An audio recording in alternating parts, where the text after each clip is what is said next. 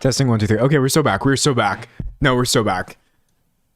I realized before I started the stream that I didn't unplug and replug my audio interface, which is something I have to do every single stream because I'm committed to using this like $2 cable to connect. Like you hearing anything from me hinges on this $2 cable that I absolutely refuse to replace.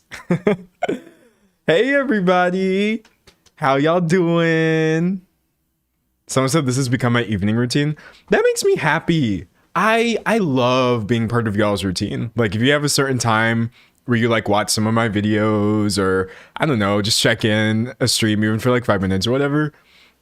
I think that is literally the nicest part of being a content creator. Genuinely. Like because I feel like there are so many times in my day where I'm really thankful for when I'm not imploding or, you know, burning to the ground or anything like that. So yeah, I'm really happy if you're here and you're like, oh yes, this is my time.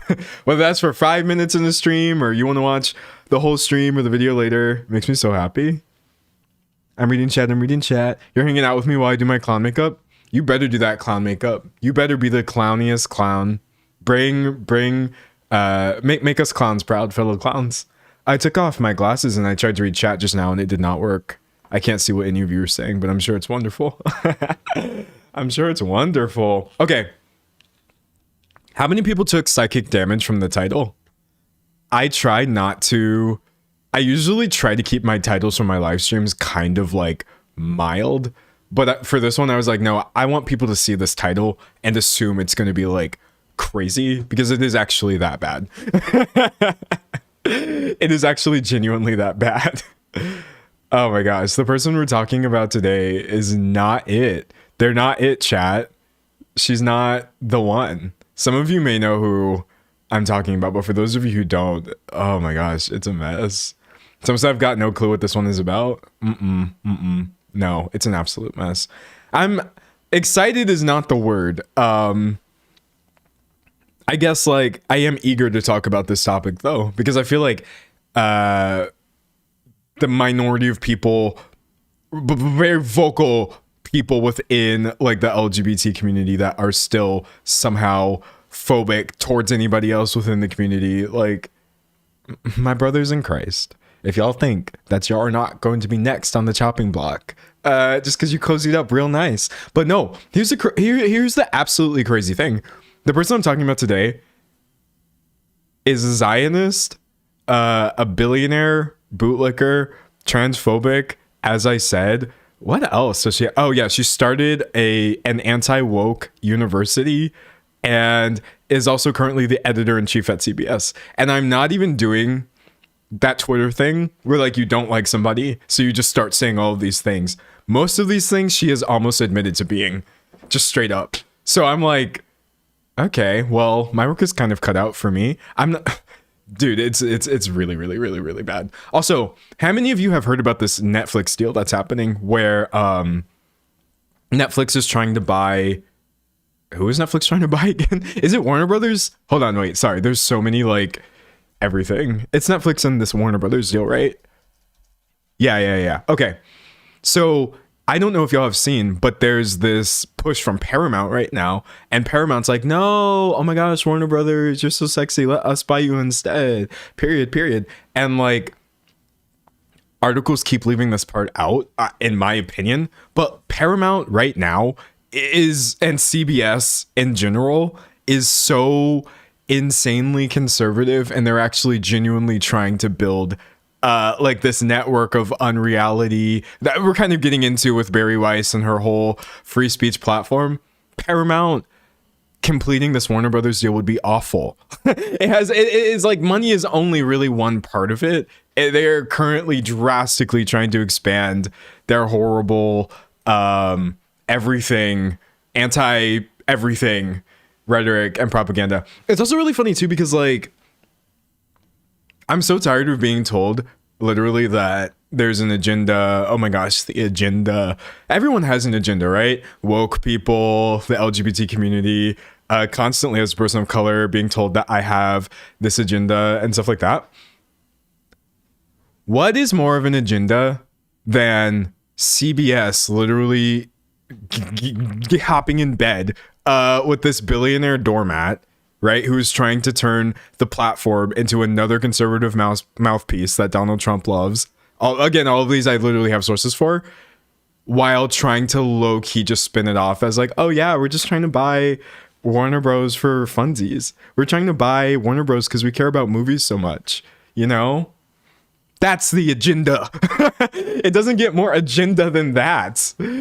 Someone said every accusation is a confession. Exactly. Are you kidding me? No, it's a mess. But yeah, we're gonna get into all of that later. Anyways, if you're new to the stream and you're wondering what's going on here, usually for the first 30 seconds, I just waffle about a bit. I don't know. I just talk about random stuff. I let people trickle in. You know, I don't like to start right on time. Someone said billionaire doormat is crazy. Bro, when you see how many different billionaires love the person we're talking about today, I think the thing is usually when people are really stupid, like being queer and also queerphobic is stupid, right? And usually when people just have really stupid ideas, it's easy for me to like dismiss them and be like, okay, well, you don't matter and this is dumb and I don't really want to platform this. But it is genuinely scary to see somebody who is this dumb also be so malicious and be given so much power, because the things that she is promoting are completely aligned with what these billionaires want. They can't stop giving her money, bro. Millions and millions and millions of dollars. That's how the school exists in the first place. They love her. So yeah, Barry Weiss is a billionaire doormat, and that's kind of what this stream is going to be about.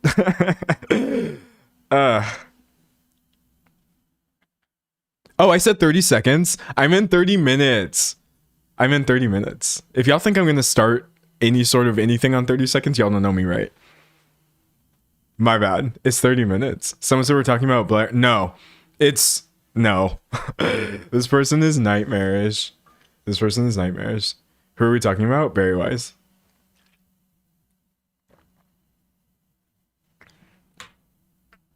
Someone said, I'm telling you, sociopaths have no other talent but yapping.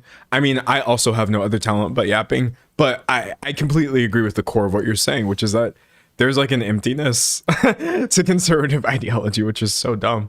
All right, I'm reading chat. How long has this stream been active? I've only been active for 12 minutes and 38 seconds, 5 minutes of which was my starting soon screen. So we're new. Hi. I'm reading. Somebody said the lesbian transphobe is actually so scary. How is this possible? Oh man, some of y'all might not realize though, like, it's not really, I would say, a deep-rooted issue. It's an issue and it is deep-rooted, but what I mean is like, this isn't a majority opinion. However, it's a thing that people within the community think they can get like brownie points with straight people essentially by dunking on other letters within the LGBT. And it's just stupid, first of all, because it's not true. It's not working, but it's also just an incredibly hateful thing to do, hateful towards other people. It takes a lot of self-hatred to be that kind of person as well. Yeah, no, people try to like redo LGBT and like drop out the T, and just be like, yeah, we're LGB because we don't support trans. It's ridiculous. It's genuinely ridiculous. Personally, I'm like, all the letters. I know people get annoyed and they're like, oh my gosh, why do they keep adding? Nah, put all the letters in there. LGBTQIA+. Y'all can add whatever you want. I feel like we should all feel included. But yeah, no, trying to like drop other people out of the community just so straight people will like it better is like, what? Or I shouldn't say straight people. You can be straight and LGBT. Who knew that? You can be straight and LGBT at the same time. It's wild. But you know what I mean. You know what I mean. Someone said, I guess I just don't exist on God. Don't worry. I'm not finna let Barry Weiss Thanos snap you out of existence. We're keeping that T right there. We're keeping it. I love letters. I love letters as well. Letters are great. Sometimes I'm loving these live streams so much. Me too. Me too. There's also the 2S. There is. Yeah. There's so many different ways to be LGBT, which I think is great. But yeah, if you ever hear me just say LGBT, it's literally just, I'm shortening the longer version. It's not because I believe in leaving out letters. More letters, the merrier. Anyways. Someone said, D'Angelo, where can I show you my crochet projects? Later in the year, I'm going to do, as in like towards the end of the year, I'm going to do a D'Angelo Wrapped where you all show me the things that you did while watching my streams. And so I don't really know how I'm going to do that. Maybe on social media or something. So yeah, that'll be your opportunity to show me any and everything that you've ever created over a long period of time during my streams. Now you'll have to remind me because I might forget, but I think that would be really fun. Do you have any thoughts on SNL and the misogyny that's going on over there at the moment? I'm not exactly sure what you're referring to. So no, not currently. But if that's something that's going on, boo. Not a misogyny fan over here. Read in chat, read in chat. Oh, y'all know what I did yesterday? Y'all know what I really did yesterday? I really did. I ran 5 miles. I ran 5.45 miles. It was like, it was on treadmill. I'm trying to get outside, but y'all, it's been below freezing. But yeah, I was really feeling myself. I usually just do like my little 5K or whatever, but I was like, nah, I'm gonna keep going. I had such a good pace. It was like 45 minutes and 45 seconds for 5 minutes and 5.45 miles. Sorry, I said that horribly. 45 minutes and 45 seconds for 5.45 miles, right? 3 minutes of that I spent walking. So I won't make you do the math. Essentially, I was maintaining an 8-minute mile pace, which is like fine. But yeah, I was like, oh, we're getting back into it. The thing is like, usually my trail runs are like 8 miles. But because it's been cold and I've been on a treadmill and I really cannot like remain in a good headspace while on the treadmill because I just get so bored. I think about like evaporating. My runs have gotten way too short. So I'm trying to lengthen them back. Someone said tips for people who don't like exercise. Don't exercise, but do something active that you do enjoy, because there are so many ways to be healthy that don't involve having to go to the gym and do repetitive motions over and over, if that's really not your vibe. But there's so many physical things that you can get into. So I would say experiment with things that use your body. That's my opinion. I'm reading chat. Someone said my South African self trying to figure out what 5.45 miles is in kilometers. I don't really know either, even though I should, because it's 3. No, wait. Oh, wait, I did this backwards. 5.45 miles to kilometers is 8.7 kilometers. So essentially that. Someone said, for real, D'Angelo, your last stream made me realize I may be non-binary.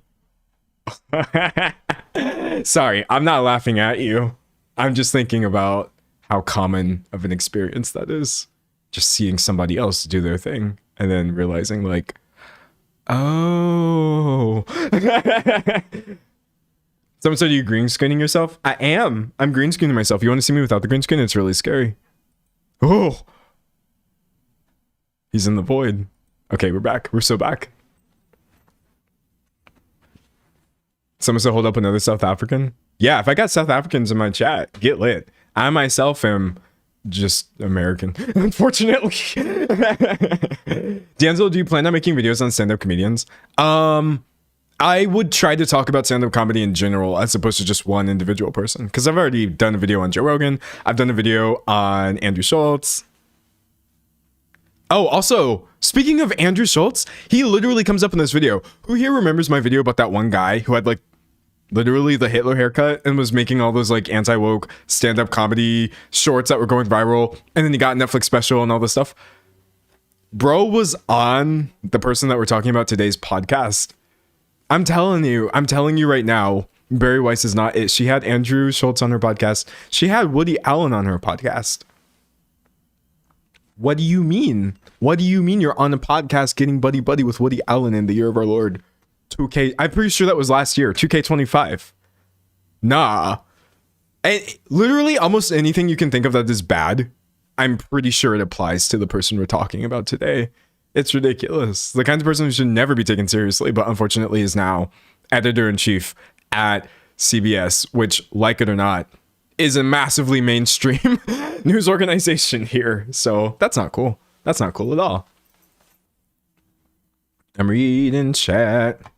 Someone said, D'Angelo, would you also cover the Jubilee debate videos and how they just aren't productive / scripter content? Oh, I don't like those videos at all. This isn't me covering it. I'm just saying my opinion right now. But like, yeah, it's like, oh, we got like one liberal or whatever leftist versus like 20 conservatives who are spewing hate speech unchecked, and here's a 1 hour video about it. Let's all watch this and have fun. And I'm like, who is this content for? It's not it. I'm not a big fan of it at all. Someone said a Les who is friends with the current prez. Yeah, no, don't worry, I've got that in my outline too. If you're like, oh, how deep are you going to go into the Barry Weiss rabbit hole, we're going to talk about how she is Trump's favorite. He loves her. He literally is giving her shout outs on television. Like, this person's not it. It's not it. Reading chat. Did you hear Andrew Schultz is going to be in the Street Fighter movie? Is he? Boo. That's not cool, but that's okay. I don't have any power to affect that situation, so I'll try not to be too upset about it. But it does make me sad. I love Street Fighter. I love Street Fighter so much. All right. Someone said Ariel Scarcello blocked me. Good. I feel like getting blocked by people who have like hateful platforms is low-key. It's low-key a flex. Personally, Jeffree Star blocked me, which I'm really proud of. And then also, I feel like no one is going to believe me when I say this, but Notch, the creator of Minecraft, literally used to follow me. I have absolutely no proof of this. I don't know why he was following me. He must have just been really into like art, community, or commentary or something for a split second. And then he unfollowed me, which is good because Notch is really, really hateful and spreads all kinds of nasty stuff. This was so many years ago. Sometimes I do feel like maybe I hallucinated it, but that really did happen. So yeah, Jeffree Star blocked me, Notch followed me, and then unfollowed me. So yeah, a lot of people don't like me, but that's fine because I have the right people not liking me. It was literally Notch. I swear to God, he followed me for 1 second, which I cannot prove. So it's almost like pointless for me to say, but it's a fun fact. Someone said I was so woke and this person doesn't want me around. Amen. Exactly. I'm reclaiming woke, which first of all is my right to do as a black person. Reclaim woke. Let's go. Because hello, that's where woke came from in the first place. But yeah, no. I love being woke, actually, at this point. 2026, I'm completely on board. Call me woke, call me a DEI supporter. Diversity, equity, and inclusion. Enormous fan of that, yes. Do you want to call me like a leftist extremist or whatever, or a communist? That's fine. Please do. Just, I don't care anymore. Especially because I am the vast majority of those things. Oh, someone said we took him down a notch. Okay, that's pretty good. That's pretty good. Someone says it's about Barry Weiss. Unfortunately, yes, it's about Barry Weiss, and I'm sorry. I'm very sorry. Someone said, wait, not sucks. What did he do or say? Okay, let me tell you this. I don't have time or the research right now to get into how bad Notch is. It's so bad that a lot of people who follow Minecraft make jokes about other people having created it. They're like, oh no, Notch didn't create Minecraft. Hatsune Miku did. He's that bad that people want to rewrite history and say he didn't make the game. And they're valid because he just is that painful to think about. Someone said they joined. As you said, you can call me a communist. Welcome to the stream. Welcome. I'm reading. Someone said that absolute milquetoast comments get you labeled an extremist.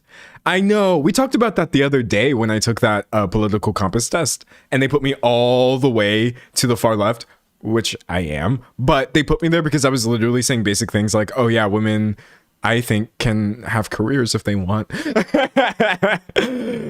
So bad. So bad. Someone said, can you make a video on the hate train on Cynthia Erivo? Actually, I think I would need to do a lot more research, but low-key talking about how nasty people get when it comes to criticizing black women on the internet, regardless of whether the woman in question did anything bad, I think would be a great video. Because I actually really hate the way that people talk about Cynthia Erivo. Doechii recently, I've seen a lot of just really awful stuff. Megan Thee Stallion, back when, you know, she came forward and said that she was shot and everybody was being really nasty to her. I can pull example after example after example of like the double standards that people hold black women to. It's really annoying. But like, I really have to sit with that video idea and make sure I know what I'm saying. It's not a hard thing to say. I want to make sure I'm doing my research for that kind of thing instead of just going off of vibes. However, my vibes are correct. Y'all are, it's bad. It's bad. That's my vibe. But yeah, I want to do more work. Someone said the Megan Thee Stallion hate is so forced. It literally is. Yeah, it literally is. Someone said Lonnie's Lens talks about this. Is that how you say that channel name? No. Hopefully. Yeah, no, if there are already videos that are good about this topic, go watch them, please. Please. Someone said, didn't Cynthia mock African-American women? Pretty sure a few of her messed up tweets came out before. She did. I've talked about that in a video about Cynthia Erivo. I think, or I don't remember if that part came up, but I've talked about how she is problematic. And in general, celebrities are often problematic, which doesn't mean they should be excused or they can't be criticized. However, depending on what kind of celebrity you are, people will take that criticism and push it into directions that don't really seem to have much to do with what you actually did. And I feel like Cynthia Erivo's kind of there right now. Someone said, I can't imagine being hateful to my own community. Here's the thing though, like me neither, but unfortunately, a lot of that is also really baked into the way that we talk about each other. Cause like the nasty thing about any form of like bigotry that is institutional or systemic is like, you're so inundated in it, sometimes you can be against your own community without realizing. I know I struggled with that a lot. I would never say that I was like anti-black or anything like this, but then I would have this mindset that I would think was my own thoughts and opinions, but I had absorbed it. It's nasty.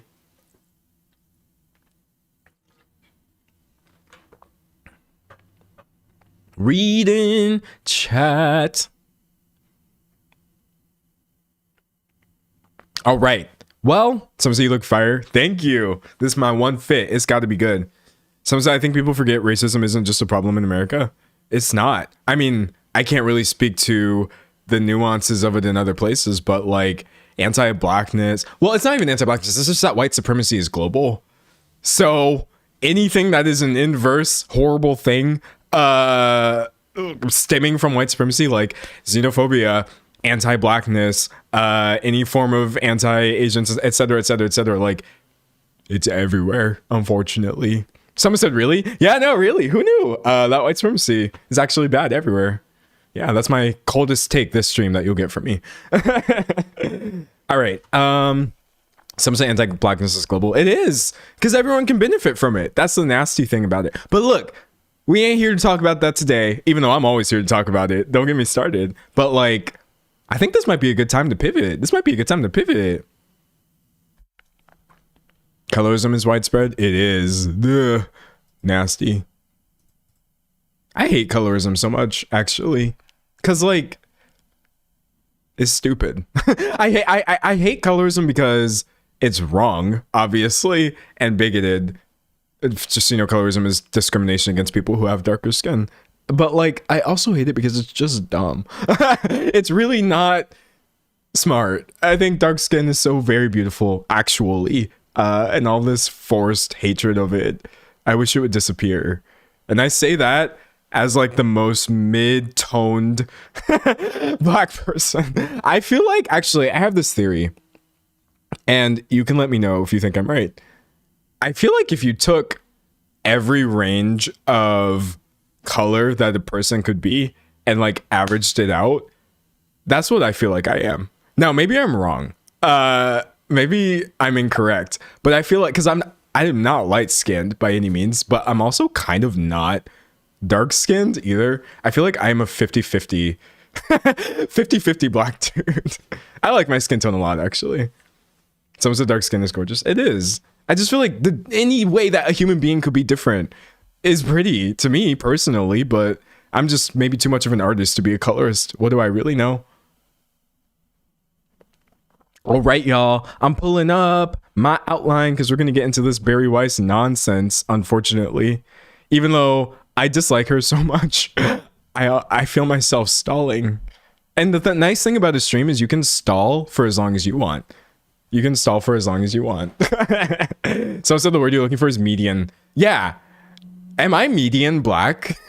Wait, hold on. You know what? I want to know. Let's find that out right now, chat. Range of human skin color. Okay, hold on. This is a great topic. This is amazing live stream content. I could be wrong. Maybe this is just me trying to be special. And I'm not special. But where am I going to get this information from? I need like an actual article or some sort of scientific source. Okay, you know what? I'm going to do this the non-scientific way. I'm just going to think of the whitest person I know and then contrast them with the darkest person I know of. Don't judge me. So the whitest person I know of personally would have to be Ed Sheeran. This is not a knock on him. This is just my personal observation. I've seen a lot of people in my life. I've seen a lot of pictures of people. I think Ed Sheeran really has some of them beat. Like, have you ever seen him on the boat? Wait, I might not be able to find that picture. It's so funny. Hold on, wait. It's so good. Ed Sheeran. Maybe I can't find this picture and I'm just going to sound like an idiot. But there's this one picture of him. It's such a good picture, man. Oh, I found him. Okay. So, sorry in advance. This is a paparazzi picture. However, it's not really that unflattering. My brother is white. He is so white. So, I think that's a good example. And then to think of like one of the darkest people I've seen, I can think of a lot of dark-skinned people, but maybe I want to go with Anak Yai. No, I mean, I feel like maybe there are darker people in this. This might be a bad example, but I feel like she's a model. She looks amazing all the time. Definitely known for like her dark skin. Is she a decent enough example? I feel like I'm just going to go with her. And even if there are darker people, work with me here. Especially under certain lighting. Yeah, okay. So I need to find them. Let's see. If we take Ed right here. See, this is the kind of stream content that non-black streamers could never get away with. But baby, I can get away with anything. And we take Anak Yai in the other tab. This is a decent picture of her. And it's also under like... Oh, it's really small. Why is it so small? Okay, hold on. I like this picture because it's like outside.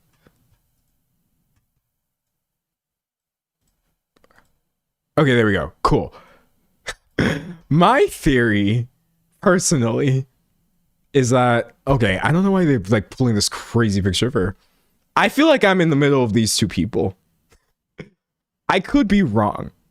We could go a step further and do like Photoshop, but I'm not doing all that. I'm just telling you what's in my heart, what's on my spirit. I have a check in my spirit that I'm medium black. Someone said they literally thought of the two same people. You can't fault me for thinking. You can't fault me for thinking Ed Sheeran's the whitest person I've ever seen. And Anaka is known for having dark skin. So those are the first two people I thought of. Okay. I didn't have time to wait on science. But yeah, sorry. That was a stupid bit, but I feel like it was funny. So that's all that matters to me personally. So it's a crazy article pool. Yeah. Okay. I don't know why that article was about her like in the hospital, but I would like to say she's very much fine. I feel bad for pulling that picture specifically. I think she's good. I don't even know where that picture came from. News? Oh, she said, for the past year, I've been dealing with the silent battle. I found out I had a congenital defect overworking my heart and destroying my lungs. Oh, I did not know that. Okay, but she had a surgery and is healing.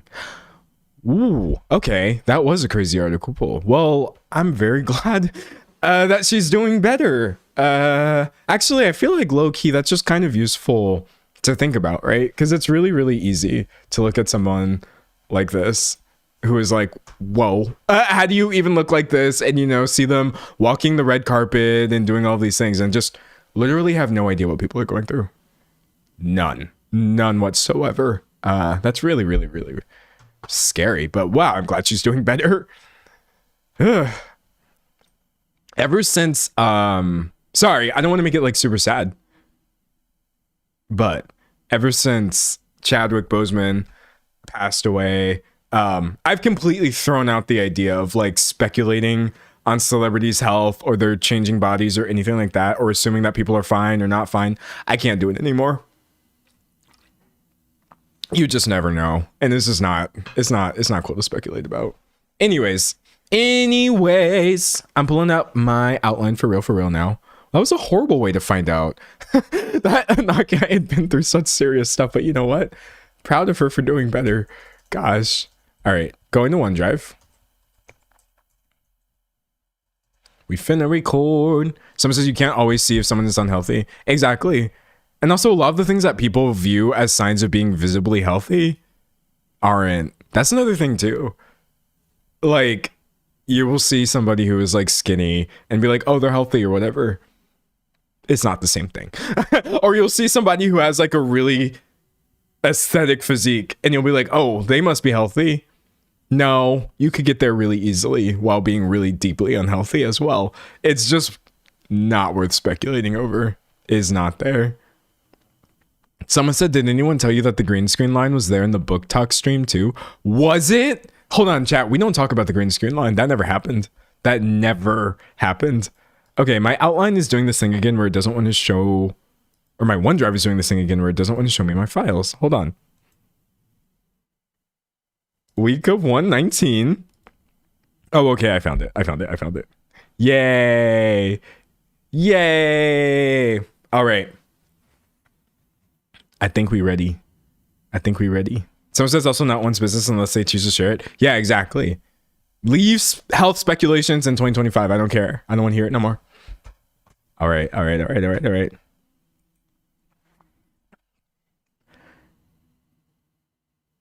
Anti-trans or transphobic, anti-trans support, anti-trans legislation,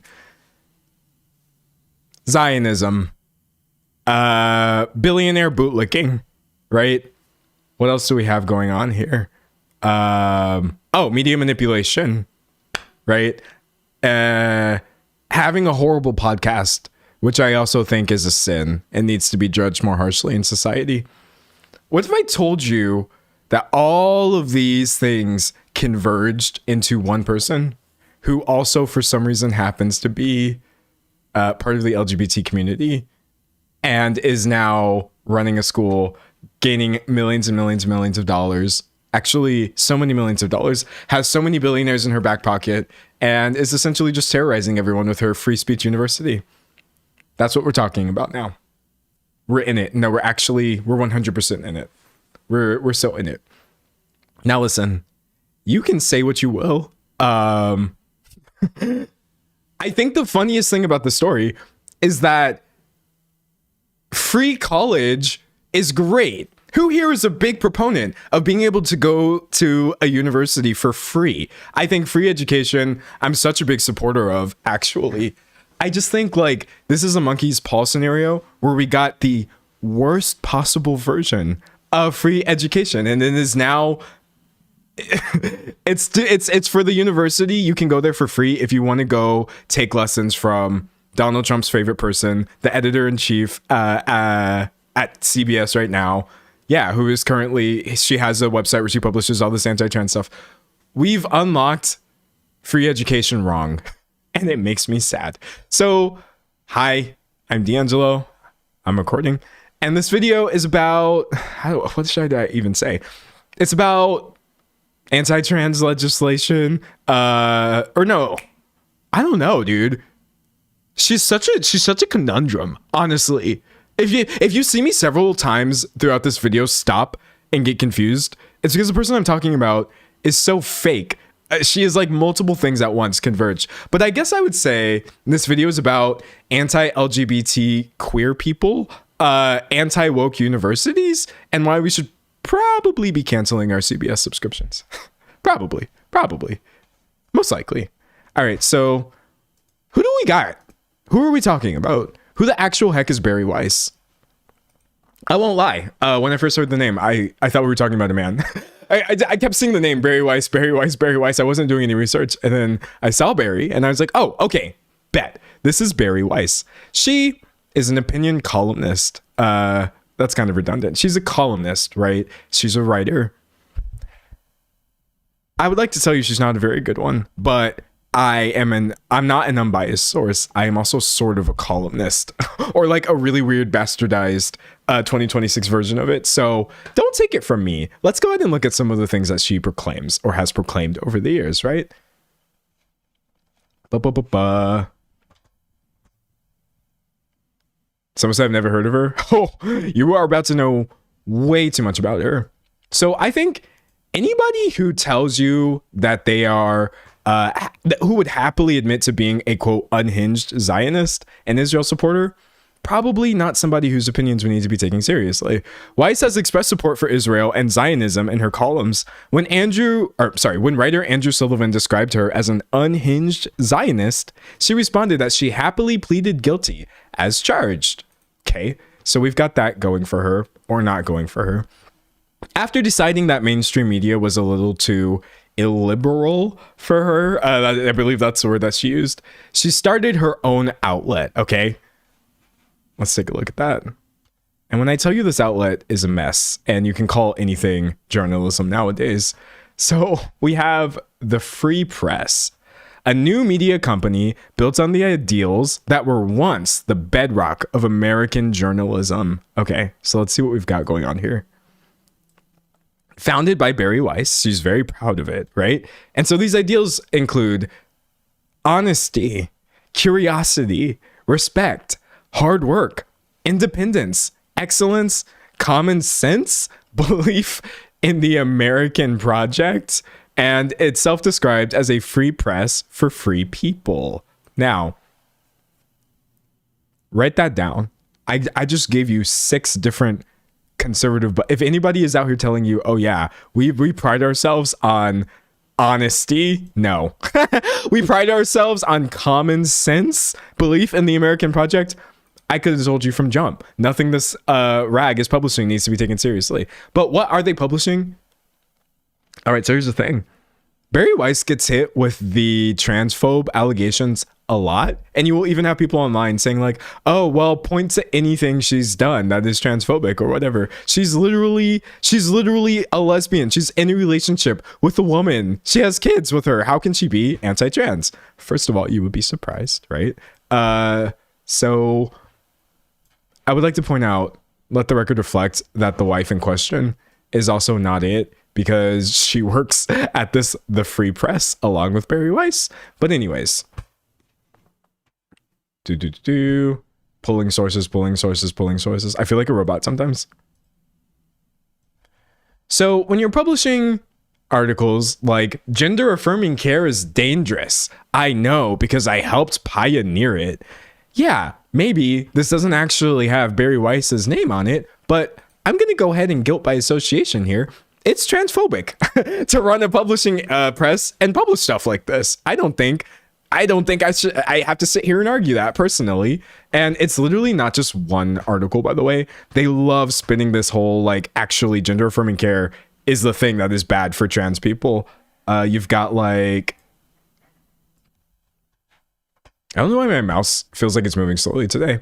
My research on gender dysphoria was censored, but I won't be. Okay, so what was this research on gender dysphoria by Michael Bailey?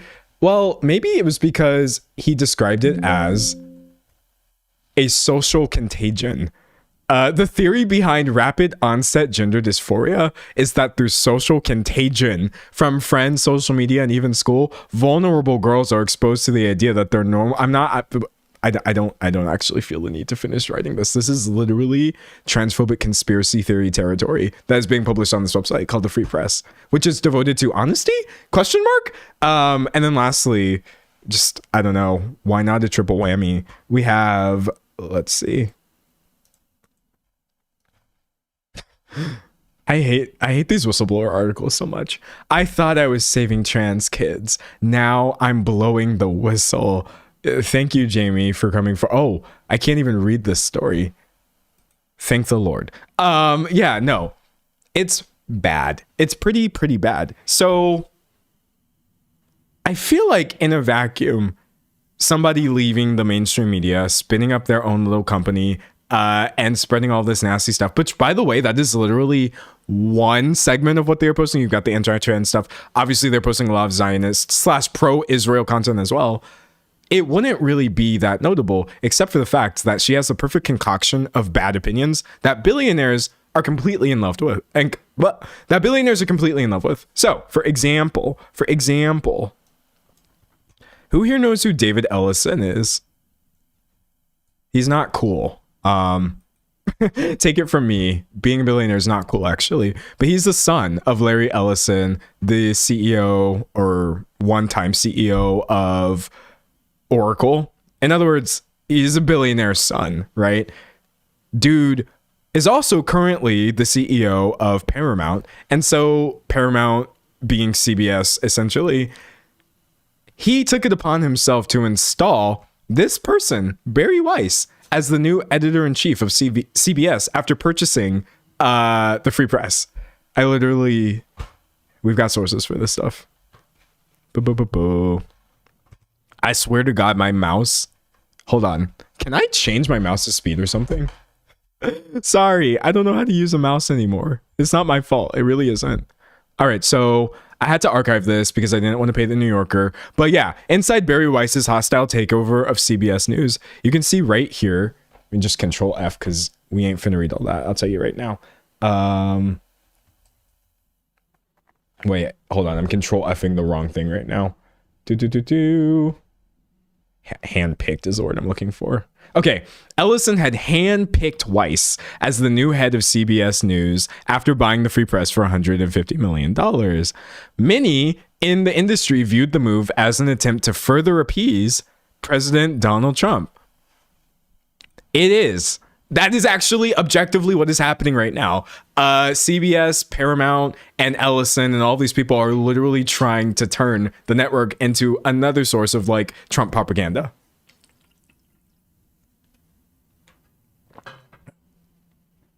I'm reading the chat. Someone said some of you might want to do some research. How far into the live are we? It's been 47 minutes. Oh no, I'm not recording. Wait, this sucks. Chat, I made a mistake. I've made a mistake. I did such a good intro. Wait, I'm kind of sad.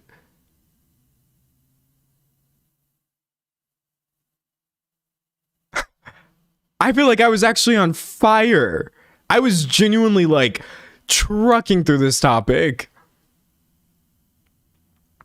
Okay, hold on. Wait, hold on.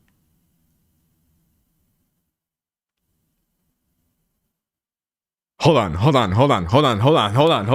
You can't stop me. You can't stop me over something like this. Will y'all... Someone said, isn't there a VOD that's saved? Yes, but downloading a 4-hour VOD from YouTube is horrible. It's just so bad, actually. It's much better to separately record it myself. People are saying take it from the VOD. No, I'm not going to do that. Will y'all support me? Excuse me. Listen. Barry Weiss and who she is isn't my main point. It's the beginning of my point. It's the beginning of my point. Can I ask for the benefit of the doubt for me to go back over this in literally, I promise you I can actually cover this in like 4 minutes. 4 minutes. 4 minutes. Hold on. I 100% promise you I can cover this in 4 minutes. I'm gonna set a timer. I'm gonna set a stopwatch right now. Let me start recording first of all before we have a repeat. All right. Nah. Wait, that says 5 minutes naturally up there. Why does it say 5 minutes? I just Googled stopwatch and it says 5 minutes. You know what? I'm giving myself 5 minutes because that's the default. Nah. Y'all need to act like you ain't never heard none of this before. Are you listening to me? Oh, I pressed the wrong thing. Wait. Okay, there we go. I need y'all to act like this is brand new information to you. No one is gonna know watching this, watching the video version of this that I made a mistake because I don't make mistakes. I mean, sure, this VOD is going to be public forever. Hold on. All right, someone said, amazing. I just tuned in. We get a repeat. This is the only time that's happening. You got lucky. I'm gonna start the stopwatch in a second. And then we're just gonna go mode. Free education. Who here is a big fan of going to school for free? Personally, I unironically support it. I think it's a great thing. But I think this is a monkey's paw scenario where what if I told you there was a university you could go to for free that was owned by a transphobic lesbian billionaire doormat who is also a Zionist, the current editor-in-chief at CBS, and is getting propped up by people like Donald Trump and various billionaires to promote an agenda to impressionable young college students. Because that is, unfortunately, the free education we're talking about today. And when I tell you this person in question is absolutely unhinged, I mean it. So, hi, I'm D'Angelo, and this video is about anti-queer people, anti-woke universities, and why we should probably be canceling CBS if we're being honest. All right. Don't mess with me. Don't ever mess with me. So, Barry Weiss is the person we're talking about. She is a columnist. She is a writer. I'm here to tell you today she's not a very good writer, but you know what? I may be biased. And after deciding that mainstream media was a little too illiberal for her, she started her own media outlet called The Free Press.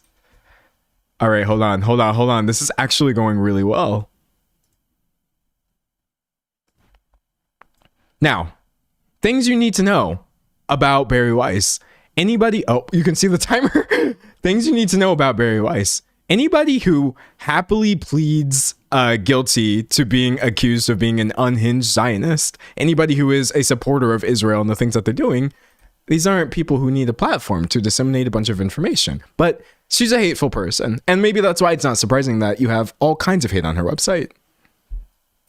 We are trucking. I have never trucked harder. It's literally only been 3 minutes. Okay. Publishing article after article about gender affirming care is dangerous. I know because I helped pioneer it. Or where was the second one I had? That was a good one too. My research on gender dysphoria was censored, but I won't be. Yeah, maybe because the researcher in question described gender dysphoria as a, quote, social contagion that can be spread among children.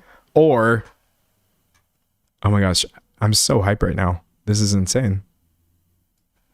You know, you've got these annoying whistleblower articles. I thought I was saving trans kids. Now I'm blowing the whistle.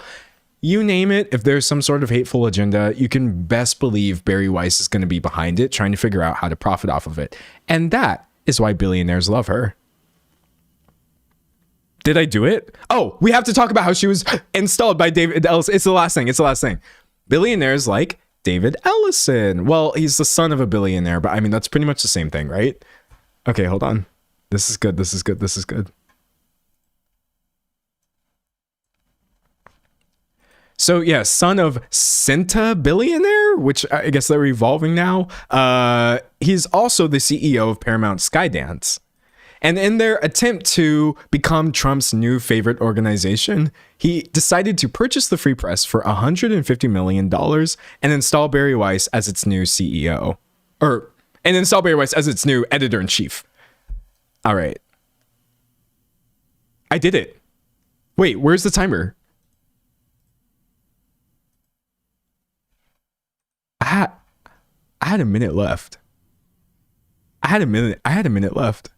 Hold on. I had 1 whole minute left, and I just covered all of that effortlessly. I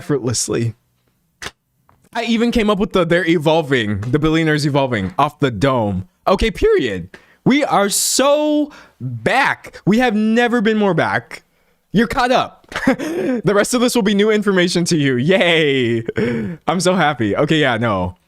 I'm so glad I saw that I wasn't recording. I was pissed. I was pissed off. I was like, no one is going to mess this stream up. I did really good research for this stream. I really did. Someone said you originally said 4 minutes. I did. And I finished in 3 minutes and 50 seconds. So I just joined. I'm so lost. Don't worry about it. We're talking about a really uncool person who's going to get more and more uncool as we progress. So that's all you really need to know. The rising anti-trans rhetoric in the media lately is genuinely saddening and depressing. I left a transphobic third world country just to find it's becoming the same here. Ugh. No, yeah. People are moving backwards. I'm reading chat. Hold on. Because I just spit a lot of information out at you. Someone said, I'm confused around the gender affirming care topic because I'm cis and have received gender affirming care. It's literally for everyone. Okay, yeah, no. This whole, like, let's digress now that I'm actually recording. I feel like I can slow down a little bit. Transphobes do not understand gender. Okay? They don't even know what it is. Hold on. I do genuinely believe that the average transphobe does not realize that they have a gender and also a set of pronouns that is deeply important to them to have respected. And also needs various things in their life to support them so that they feel affirmed in their gender, that they themselves are going to feel deeply unsatisfied and yes, even dysphoric. Were they to enter any sort of environment that is invalidating to their gender, I feel like the whole basis of transphobia is the idea that trans people are having this completely different experience of gender, and like that's why you see so much of people saying like, oh well, we don't need to be accommodating the minority, it's such a small group of people who are trans, blah blah blah blah blah. The small group of people who are trans are literally all of us. And what I mean by that is like, this isn't actually some sort of unique let's change the world to make a small group of people happy. It's this small group of people telling you, hey, we are trying to experience the world the same way that everyone else gets to do without being blocked left and right or invalidated or like harmed or this, that, the other. But yeah, no, oh God.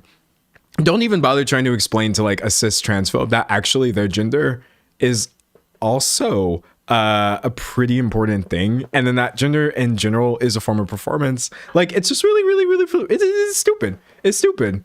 It's stupid. Someone said hair plugs are gender affirming care. They are. I mean, so many things are gender affirming care. Someone said accommodating the minority and is treating them with basic human decency. Exactly. Also, I hate the idea that there would be anything wrong with actually accommodating a minority of people who are asking for social change. Why is that a bad thing to do in the first place? It's dumb. Reading chat. Someone said it's so annoying how dismissive they are over something they don't understand. Yeah. It takes a lot of ignorance. It takes a lot of ignorance to genuinely hold transphobic beliefs. It's just dumb. It's very, very dumb. Someone said everyone has a gender. It came free with your being born. Exactly. It's inherent. Yeah, no, like, man, I don't know. Don't even get me started, because I think about it a lot. I think about it a lot being a guy, and, you know, I guess like seeing how little difference there really is between the things that people criticize and the things that they do. It's dumb. Someone said mention that she's a lesbian. Oh, did I leave that part out of my chat? Did I leave that part out of my thing? I missed that point right there. Someone said, so you're fluid? No, I am not gender fluid. I'm just non-binary and a man all the time. That's me. I'm an NB dude. But being gender fluid is awesome, though.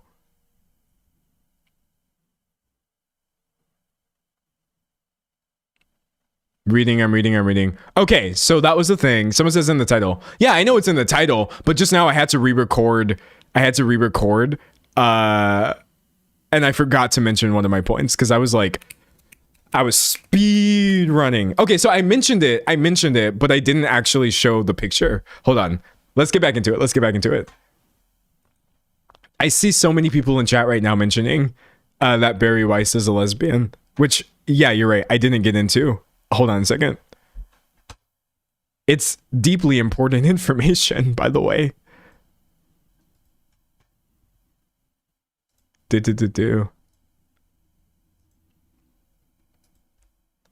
Yeah, so I mentioned this the first time, but I had to go back and re-record. To actually genuinely have an entire wife who you have children with, you know, good for you. Even though I did also point out, wait, where did she go? I have so many tabs open. You know what? Womp womp, goodbye. All tabs. We're starting over. We're starting from scratch.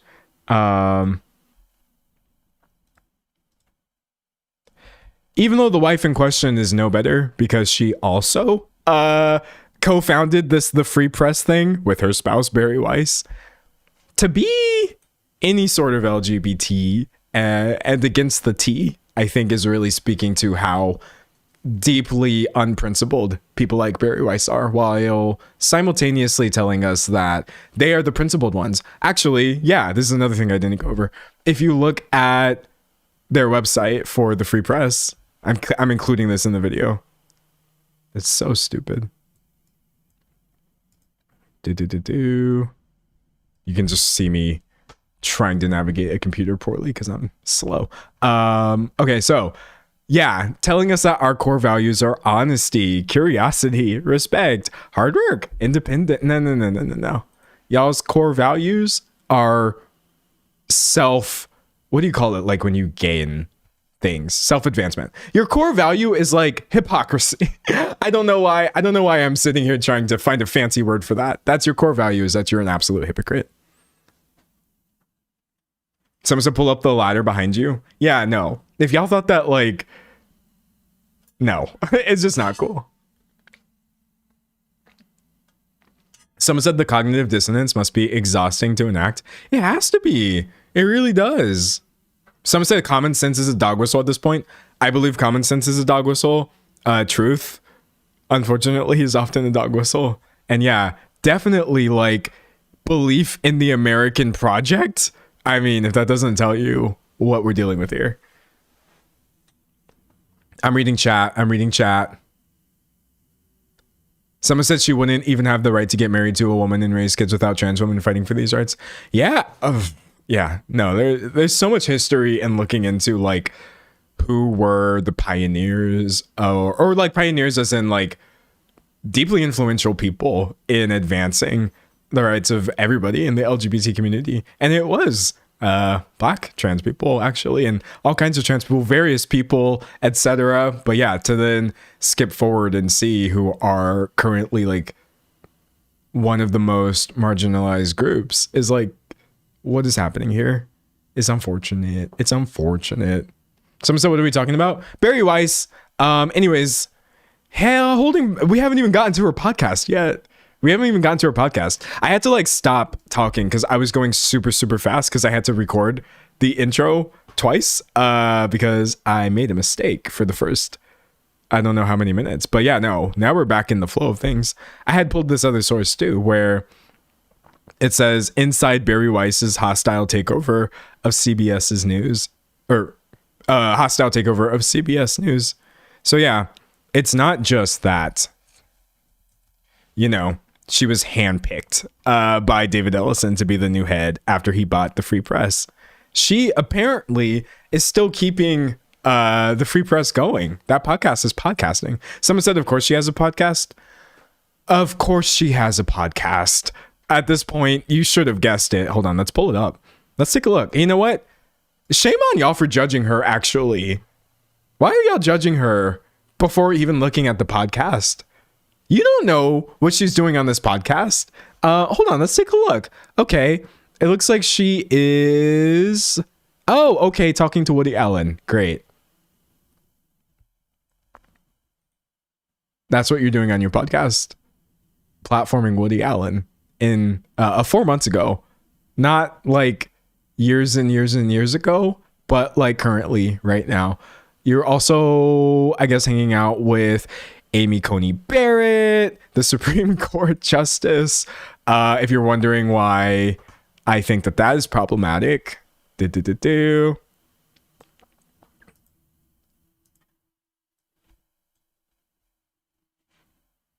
Amy Coney Barrett defends overturning Roe v. Wade and reveals Supreme Court dynamics in new book. So, running defense for the people, setting women back decades, running defense for Woody Allen at this point. Because if you're platforming them, that is absolutely what you're doing. But remember, these are the pinnacle people. Wait, hold on. We had other people on here as well. Oh, wait, how did I miss her? Erica Kirk was on her podcast as well?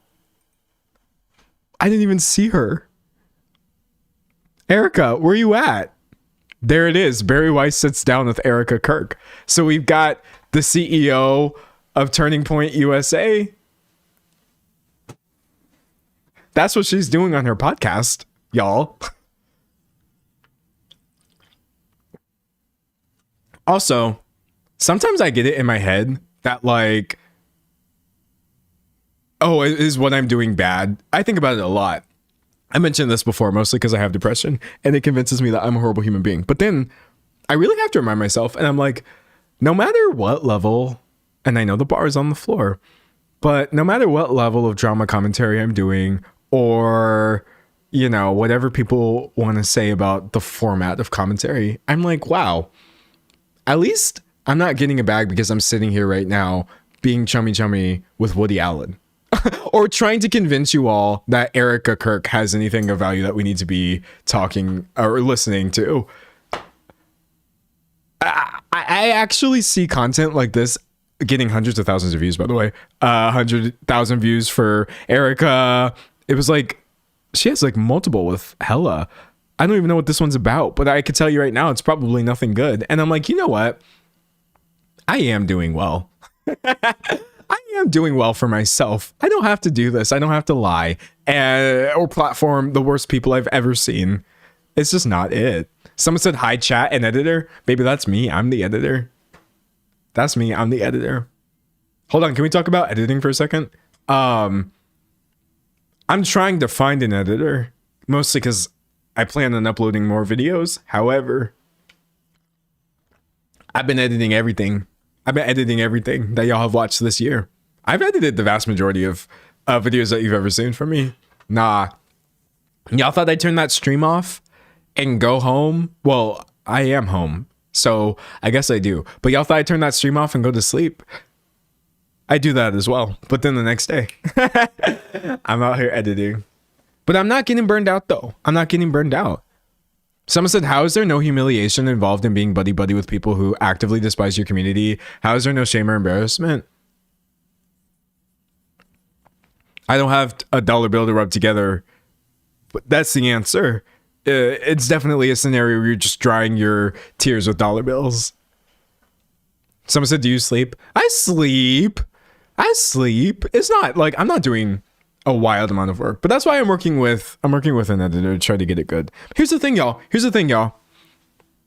Live stream content, I have mentioned this before, it usually doesn't make for the most engaging videos if you're not careful.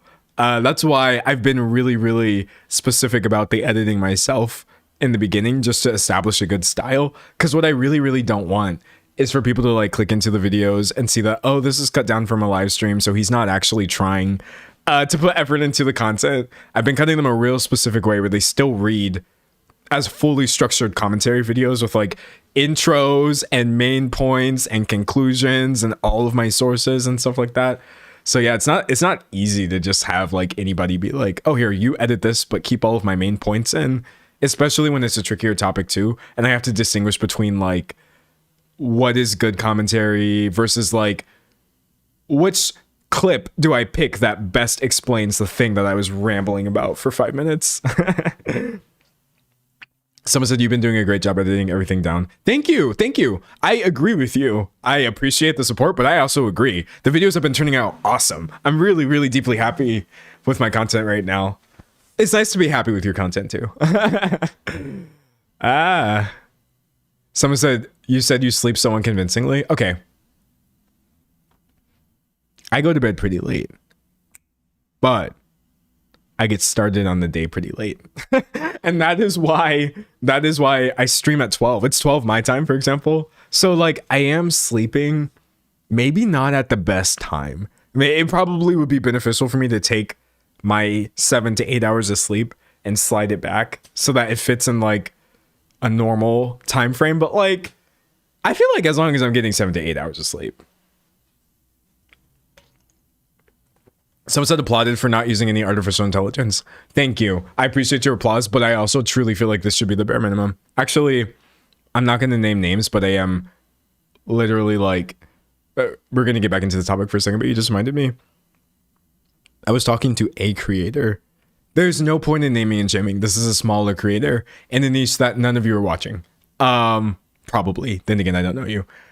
And they were like, oh, you know what I'm going to do? I'm going to get AI to generate like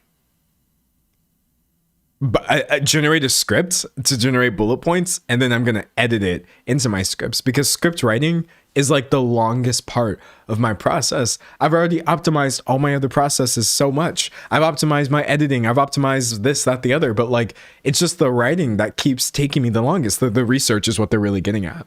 And I was like, my ungendered sibling in Christ, it is literally the research that should be taking you the longest. As long as my streams go on, it takes it takes longer than the actual stream for me to compile all these things. I really, really, really do think that like creators in general, many of them are getting so hung up on the idea of like, oh, AI can make my job easier. I want my job and my life to be easier. I want things to go faster. And I'm like, it just sounds like you don't want to do your job. And hold on, because now I realize like you got to be careful saying that people are being lazy. But I feel perfectly confident and comfortable saying any content creator who has like massively roped AI into being part of their creative process, you're being really lazy and you just don't want to do a job that you were completely okay doing before ChatGPT. You were fine. You don't actually need this optimization. And what are you going to do when it generates something that is stolen from somewhere else and you have no way of knowing because you did not actually do the research? It's so dumb. It's so dumb. Here's the thing. Like, the reason I've never... Have you ever wondered why I have never gotten hit with a plagiarism accusation? Not even once. I've uploaded a lot of videos. It's literally because I'm just open about it. When I show you articles, I'm like, hey, look, this is an article from this place. And they are the ones who said this thing. Oh, wait, this is the Free Press's website. Ew. Okay, I'm like, here's an article from CNN. This is not my original research and this, that, the other. No one cares. So I feel like in general, you don't even have to do that much work to avoid plagiarism. Just be open about where you're pulling your sources from. But yeah, no, people won't even do the bare minimum. It's dumb. I'm reading chat. Yeah, someone says, isn't the point to dive into the content? I thought that was the whole try for this kind of medium. Yeah, if you're not willing to actually care about the thing you're talking about, you shouldn't be talking about it on YouTube, period. Anyways, I've talked about this enough. I kind of wanted to look at some of her podcast episode descriptions, because I don't just want to say like, oh, just because you're talking to Woody Allen, that means you're completely morally bankrupt, even though that is true. No, it's more so like the way she writes about these things. So she had Andrew Schultz on, which I've talked about, bro, in the past. We're not doing this again. I think I made, how many videos did I make? Did I make 2 videos about this guy? Is he one of the few people that I have actually made multiple videos on? Because I very, very rarely make, or maybe I only did one. No, I think I only did one. I might have thought about a second one and then given up because I don't like him at all. I'm not a big fan of this dude.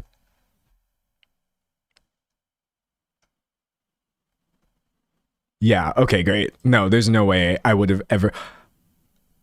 I did!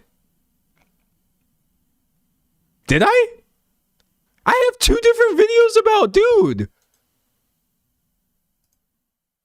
Hold on, chat. I'm trying to pull this up.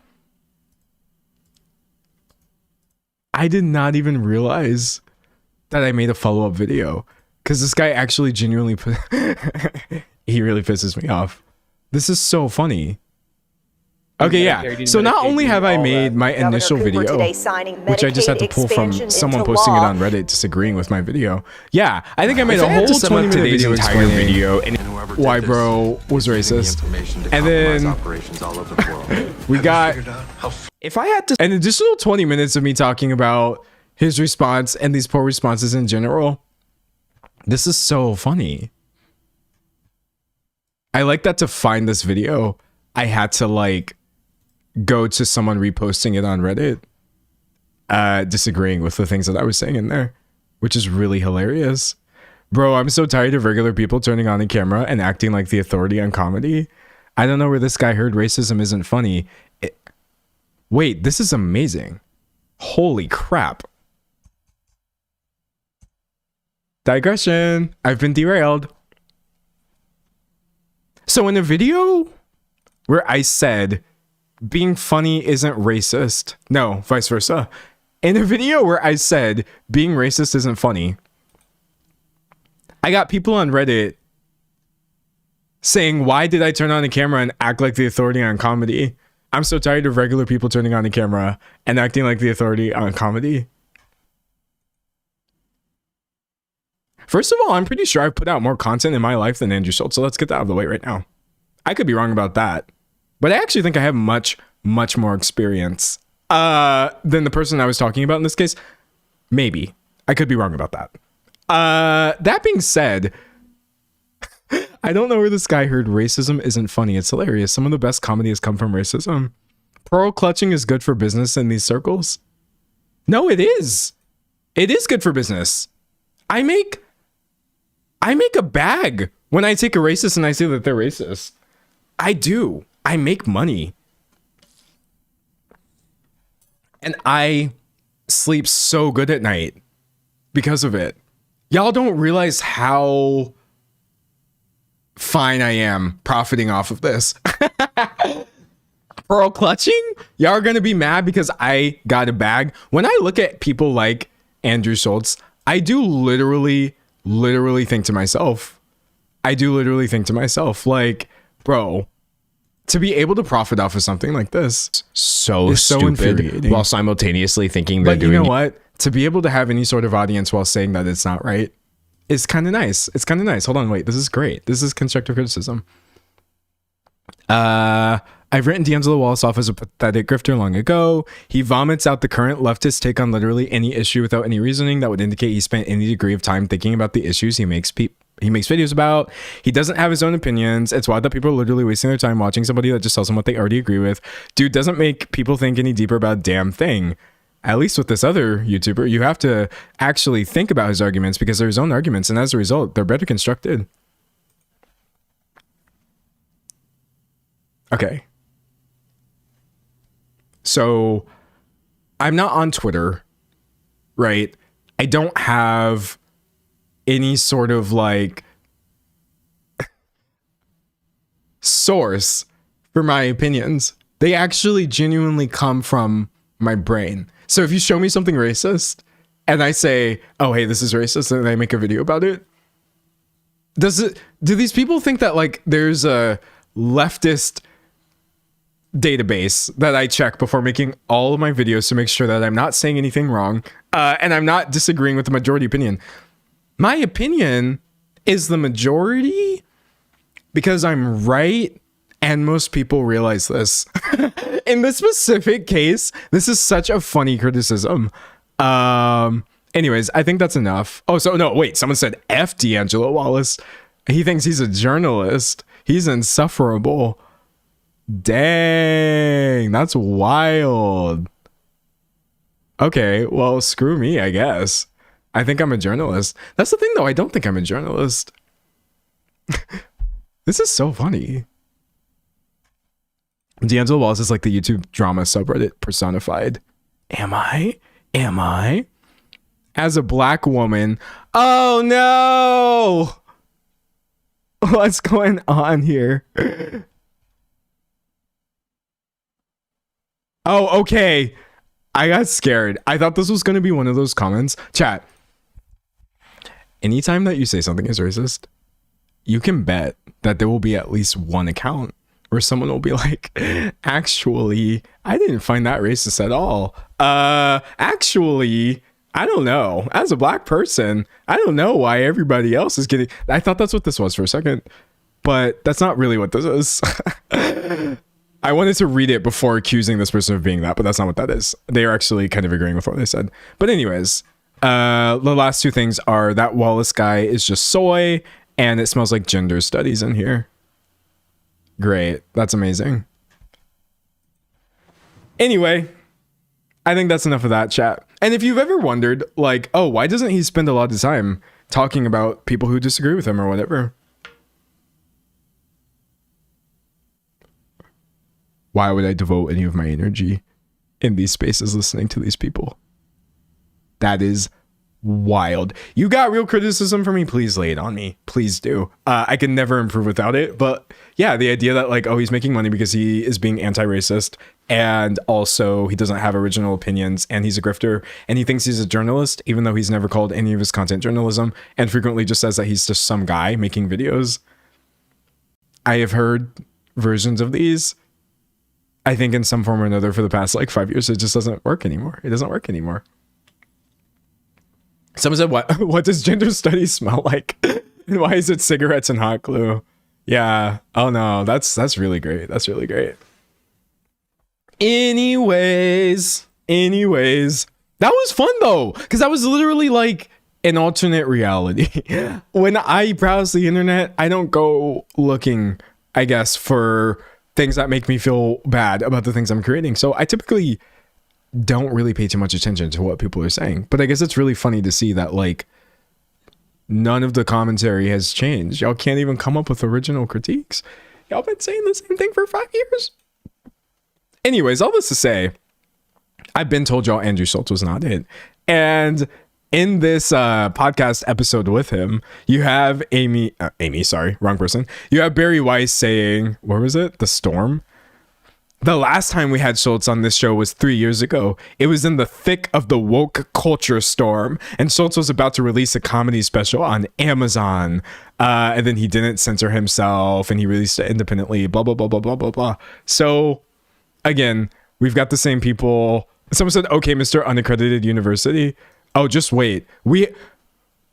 I'm going to talk about the university's unaccreditation because it's embarrassing. It's genuinely embarrassing. You've also got her on her podcast. This is actually borderline parody. It would almost be funny if it wasn't so stupid. So in an episode she did with Peter Thiel, she's talking about Trump, Elon, and the counter elites. So if counter elite is supposed to be an implication that Donald Trump and Elon Musk are not the elites, but are some sort of reaction to them. Yeah, she really says, hold on, where was it? There was one person I wanted to discuss it with. He's the vanguard of those anti-establishment counter-elites. Peter Thiel, the billionaire venture capitalist.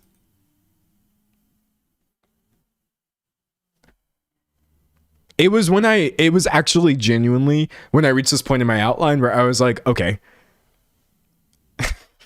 the people I'm talking about are literally just saying whatever. They are literally just using words to fill space. How are you trying to convince your listeners that a billionaire is anti-establishment when he is literally the establishment? This is so... Are you kidding? No, seriously. Are you kidding? This is so stupid. This is so stupid. Hold on.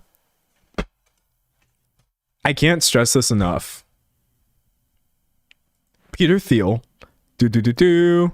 I think... Does it say he's one of the richest people in the actual world? Yeah. Yeah. He's among the 100 richest individuals on the planet. So yeah, throw the whole podcast away. Throw the whole paper away. And at this point, please throw CBS away.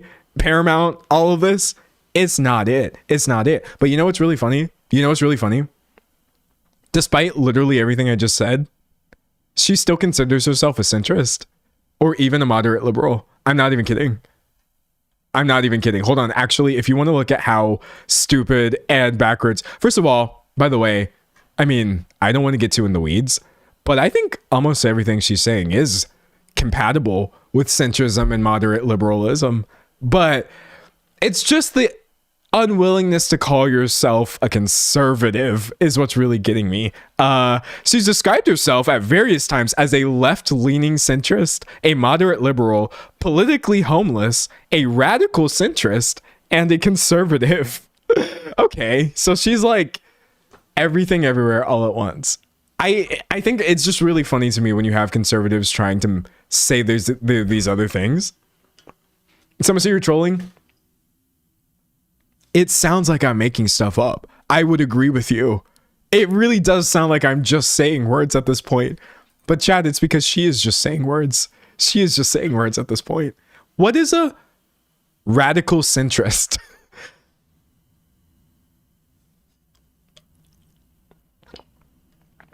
Yeah, everybody's getting really stuck on the politically homeless. That is... What happened to phrasing? What happened to phrasing? Do you remember when we used to not just arrange words in any specific order because we had the power to do so? Yeah, no. She's a conservative. She's right wing. Stand tall in your truth. Don't do that because you need to go away and stop what you're doing. No, look, here. Let me tell you this right now. If Donald Trump is on 60 Minutes saying that he is your biggest fan, here, hold on. PC. I got to change my audio or we're not going to be able to hear this clip. Advanced audio properties, monitor off, close, advanced audio properties, monitor and output. Okay, great. We should be able to hear that now. He's literally talking about her right here. Hold on. This is a mess. I'll put the captions on. Because I don't want to embarrass. Wait, okay. There we go. And I'm sure you're not. I think you have a great new leader, frankly, because the young woman that's leading your whole enterprise is a great, from what I know, I don't know her, but I hear she's a great person. But 60 Minutes was forced to pay me a lot of money.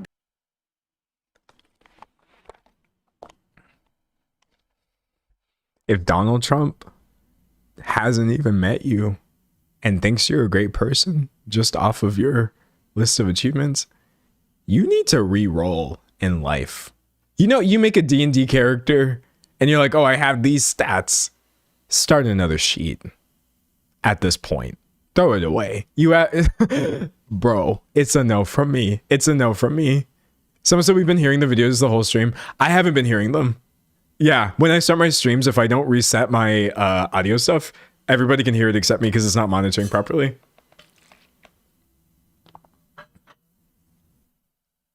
I'm reading chat. Sorry for the Trump jumps. The Trump scare? Trump scare. I think we can work with that. Sorry for the Trump scare, but I feel like it's important information. The reason I've structured this outline this way is because when we do shift into talking about the school, which is actually coming up next, I want y'all to understand the kinds of people who are behind this, right? This isn't just some sort of like mildly, I mean, it is deeply unpopular. They barely have any students, but this isn't exactly some completely harmless institution that has stupid ideas. This is being backed by somebody who has some of the most powerful people in the world aligning themselves with her because she will cover for them on a podcast, or they agree with her, you know, pro-Israel stances or her transphobia, etc., etc., etc. It's really, really important to point these things out. But yeah, I do apologize for the Trump scare. All right. So what is an anti-woke university? And why are the people there, the faculty members, beefing with each other now? Okay, let's get into it. Barry thought it would be a great idea. You know, you've already started your own media company, which you failed upward so well at that you are now also the editor-in-chief at CBS News. A few years ago, she was also like, let's go ahead and start our own school. This is hot off the free press. We can't wait for universities to fix themselves, so we're starting a new one, right? Again, she didn't write this, but Barry Weiss is 100% one of the co-founders of the University of Austin. Now, let me tell you this right now. I got beef. I am so pissed at them for naming their university the University of Austin, and here's why. Hold on. Sorry, I've been drinking a lot of water, but why am I sorry for hydrating myself? Hold on. Because there's an actual public research university called the UT Austin, the University of Texas at Austin, right? Let me pull that for you. Or actually, I'll just Google it. I don't know where my picture of UT Austin went. Y'all, I went to this system, not to UT Austin specifically, but I did a semester at UTSA, the University of Texas at San Antonio. So to see the actual slander of UT Austin now getting confused with the University of Austin, which has nothing to do with it, it's painful. I got beef with Barry Weiss just off of that. Someone said, poor Austin. This is the only time you're going to get me to feel sorry for Texas. This is the only time you're going to get me to feel sorry. I went to UT, and let me tell you right now, it is a fine school system. It's got its flaws. Everything has its flaws. I can't believe somewhere I went is now associated with this. UT Arlington alumni check-in, period. Yeah, I did one semester at, I had one class, which I was taking at UT SA. It was really nice. Really, really, really big campus, though. I graduated from Our Lady of the Lake University, which is a tiny little school. So yeah, going to UT SA was like a shock to my system, but it was really cool. Here, I'll show you all my school, even though you've seen it before. Wait. Oh, okay. My Chrome is crashing out on me. Uh-oh, valid crash out. Actually, I don't even use Chrome. I use Microsoft Edge. Is that why it's crashing out? Chat, should I switch off of Microsoft Edge? Okay, hold on. Our Lady of the Lake University. This is where I went. This school is tiny. It's teeny, teeny, tiny. It says total enrollment was 3,334 people as of 2015. And I was one of them. I went from school from 2014 to 2018. And funnily enough, not to brag, but if you go to the page right now and you kind of scroll down to the notable alumni section, I am here, which isn't that impressive because anybody can edit Wikipedia. I didn't add this, but it was probably just somebody who follows me put that there. And is also not impressive because so few people have graduated from my school that just by accruing a few subscribers on a video sharing website, I wound up on the notable alumni. So it says a lot more about how nowhere my school was than it does about me specifically But yeah, I am there. And that is why I even had to do a class at UTSA, because one of the classes I wanted to take wasn't even offered by my school. It's so dumb. I gotta drink more water. Hold on.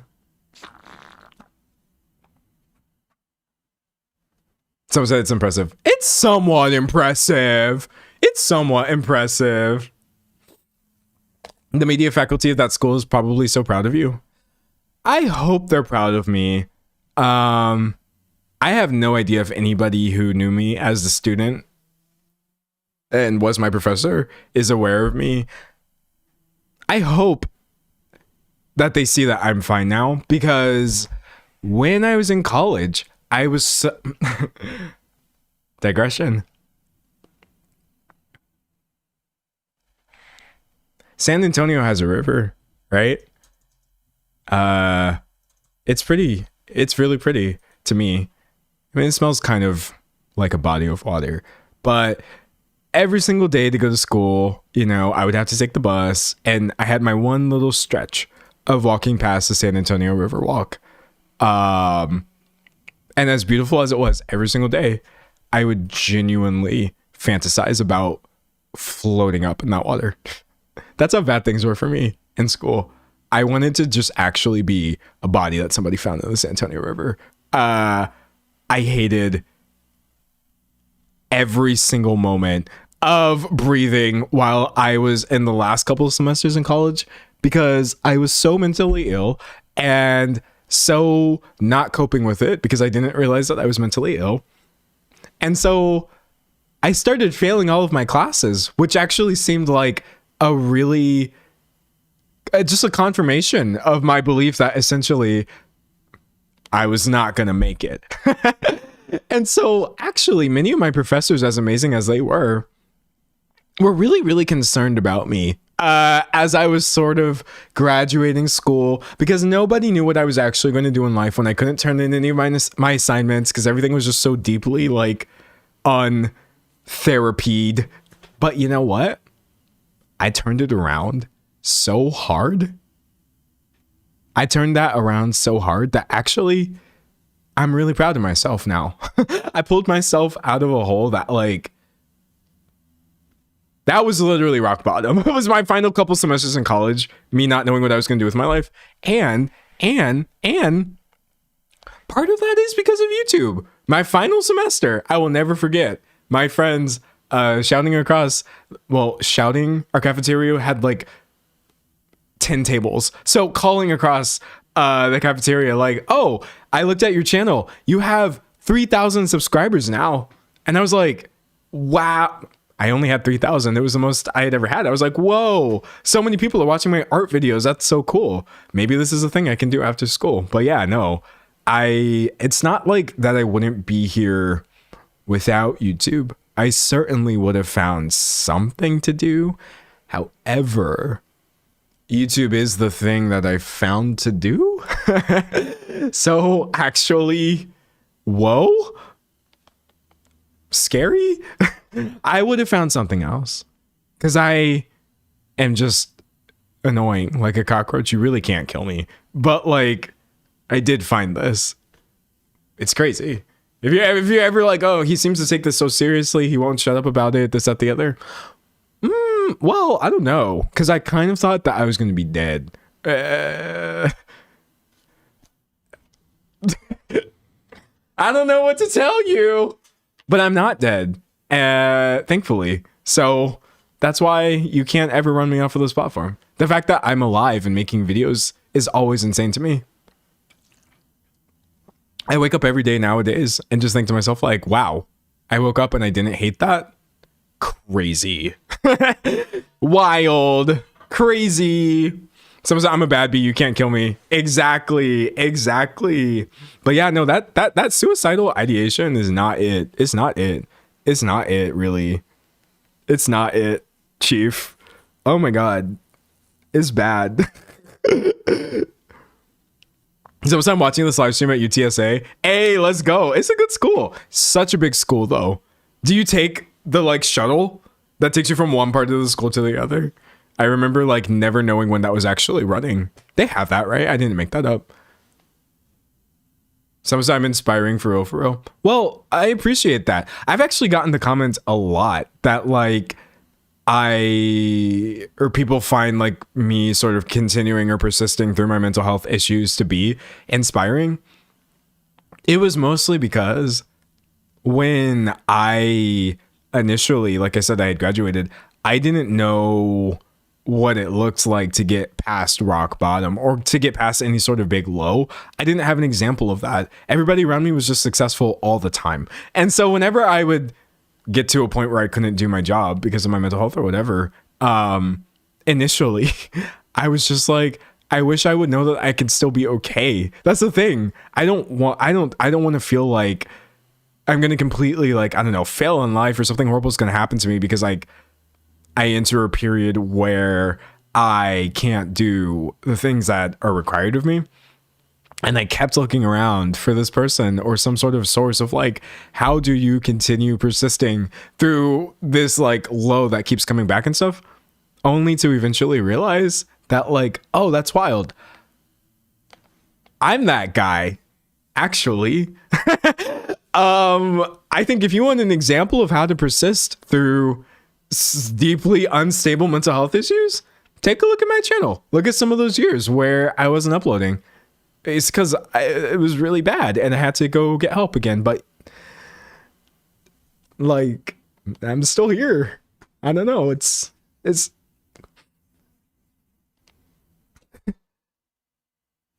sorry. I'm not upset. I'm happy, I guess. I wish I could have seen me now when I was 17, 18, 19, thinking about floating up in the river. I just felt like I didn't have anybody, but I just had to learn some things about like time and how time works and the fact that I was still going to be okay. So yeah, we made it. Yay. Can't kill me specifically. You can try. But yeah, no, I'm really, really proud of myself, and I'm proud of anybody who does their best. And if I said sorry for crying just now, I'm not sorry for crying just now. I have to accept all of these feelings as part of me, because they are. Me crushing it for months at a time and uploading 70 videos in a row, or me having to do whatever I have to do offline is just what I have to do offline sometimes. Boo, boo, boo, boo. And that's the way it works. It's the name of the game, baby.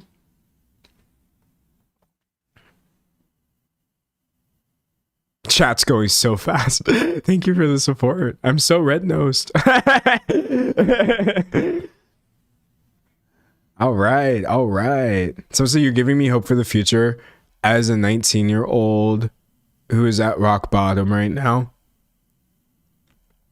I had the thought the other day that the worst thing about being 19, or the worst thing about being very, very, very young while struggling with something, is that you haven't had enough time yet. You haven't had enough experience with time to realize it's the main thing that's going to save you. That was the main thing that was missing.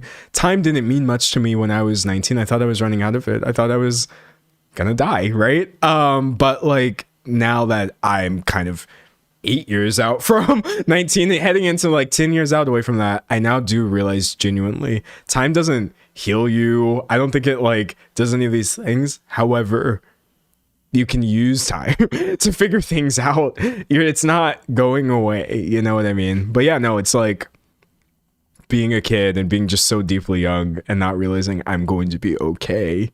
It was rough, but you are going to be okay. Not every day is going to be like things are right now.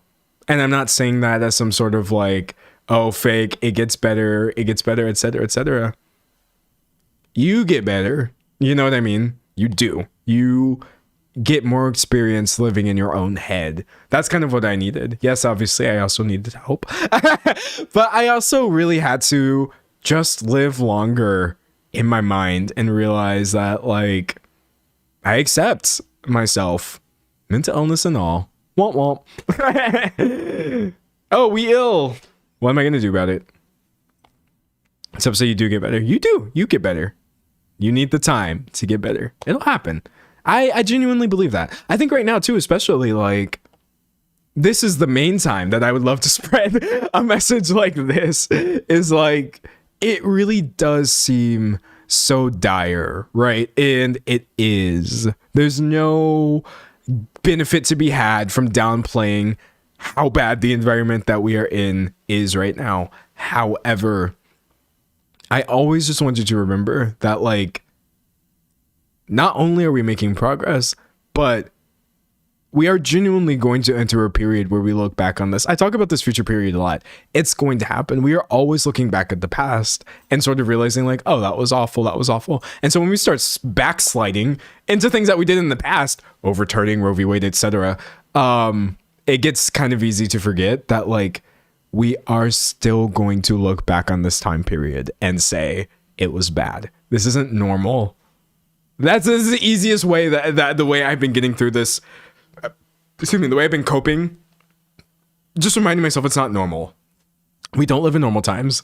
Nobody in the future who is sane is going to look at 2025, 2026, this administration, anything that's happening across the world. There's a rise in nasty stuff across. It's global right now. We're gonna look back and be like, oh, that was actually pretty awful. What were people doing? I don't know. So yeah, don't let these people tell you is normal. Don't let them normalize it. That's the thing. Is like, it's hard to remember how abnormal all of this is. I think the person that I've been talking about is a really, really great example, actually. Yeah, I'm trying to use this as a segue back into my topic. When you have people like this getting hundreds of millions of dollars in funding and succeeding in this, that, the other, it really does give the false impression that there is some sort of normalcy. Now, granted, an attempt to normalize it is definitely happening, but I'm here to tell you right now, these people are uniquely terrible. We actually do genuinely live in an upside down world right now, and it's going to shift back the way it should, and it's going to be talked about in history the way that it should be. Because that's how we talk about things in the past. You know what I mean? It sucks, though. Someone said, I'm just so many chats. Someone said, still can't be over the Redditors. Great segue. Better segue than Paul Blart. Nah, Paul Blart's segue is iconic. I love those movies. They're so funny. All right. Anyways. Someone says she has hundreds of millions in funding. Oh, okay. No, that's a good segue. All right. So let's get back into it. I'm going to cut out the part in the video where I started crying because I thought about how bad everything was in college. Hold on, wait. Check in. Does anyone know? Is it giving I just cried? Or is it giving the baddest person alive? Because I feel like that's what it's giving. Also, if you've ever wondered what it's like to be in my head, that's what it is, really. It's like actual tears thinking about how deeply, empty I was. And then 5 minutes later, it's like, wow, I was literally born for this. Cameras were literally made to photograph me. I have no bad angles. I am so good at everything I do. It's hilarious because it's true. It's all true.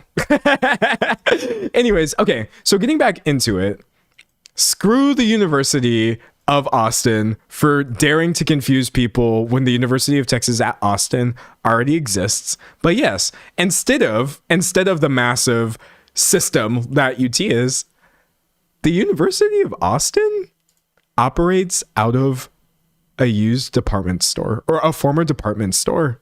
I kid you not. This is like, it literally used to be a department store. With $200 million and state approval, University of Austin is ready to start accepting applicants. So yes, unfortunately, she does have hundreds of millions of dollars in funding for her dumb school. She does. It sucks real bad.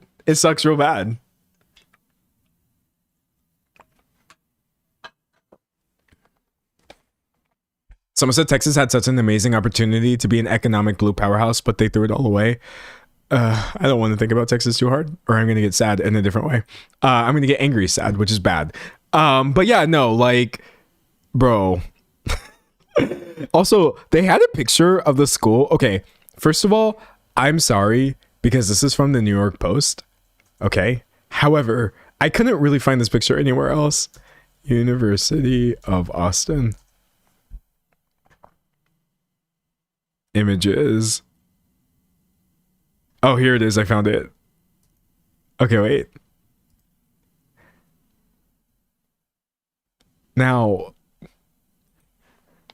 as I told y'all, I know this is just a lounge area. Obviously, it's not a classroom, but this is sad. Okay, I don't.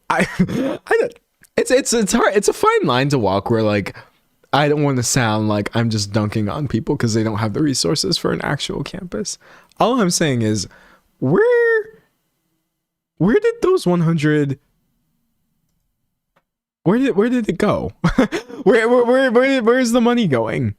I think, if I'm not mistaken, this is a picture of the school. I mean, you can tell from the flags hanging and the fact that it absolutely looks like a disused department store. Someone said, why flags in the lounge? Because they're brainwashing their students, literally. I get it's so stupid. Anyways, that was an aside. My point isn't that the school looks bad. It's that the school is bad. Hold on.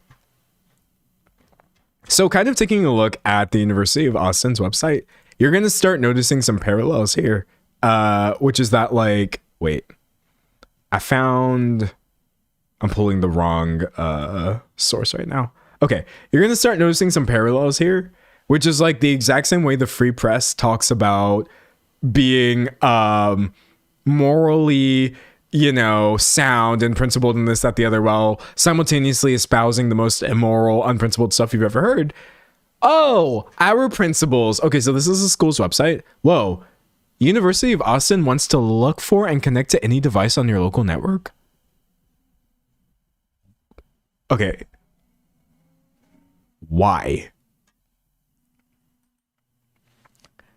Chad, is that weird? Is that weird, or am I overreacting? Hold on. Like, if you go to the page for my school, for example, I have never had a school website ask to do that. Hold on. If you go to the page for UT Austin, which is a real university, it's literally only the University of Austin that wants to look for and connect to any device on your local network. Why? That's so weird. Someone said, gotta go for video teletherapy. Take care. You're gonna do great in your teletherapy. Oh my God. Okay.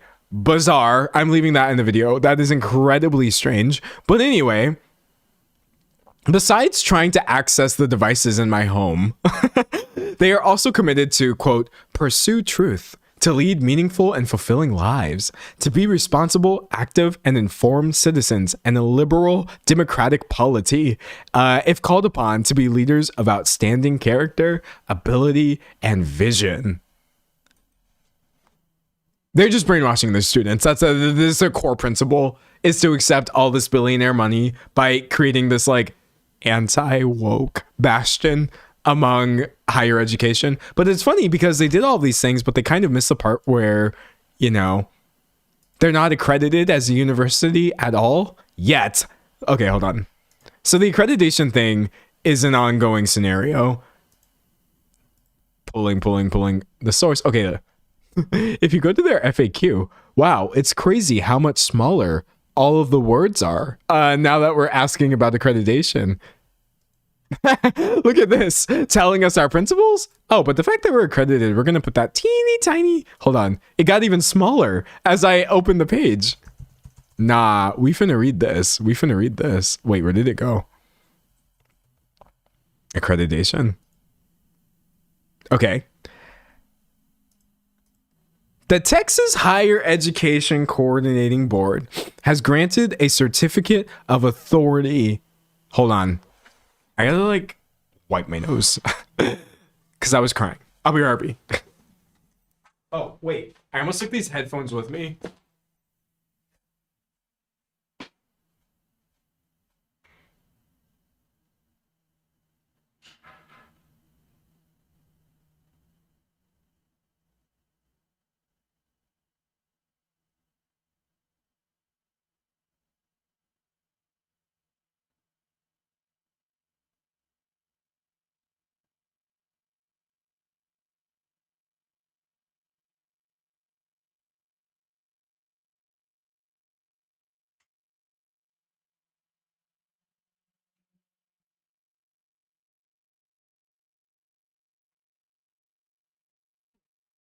Almost there. Hold on.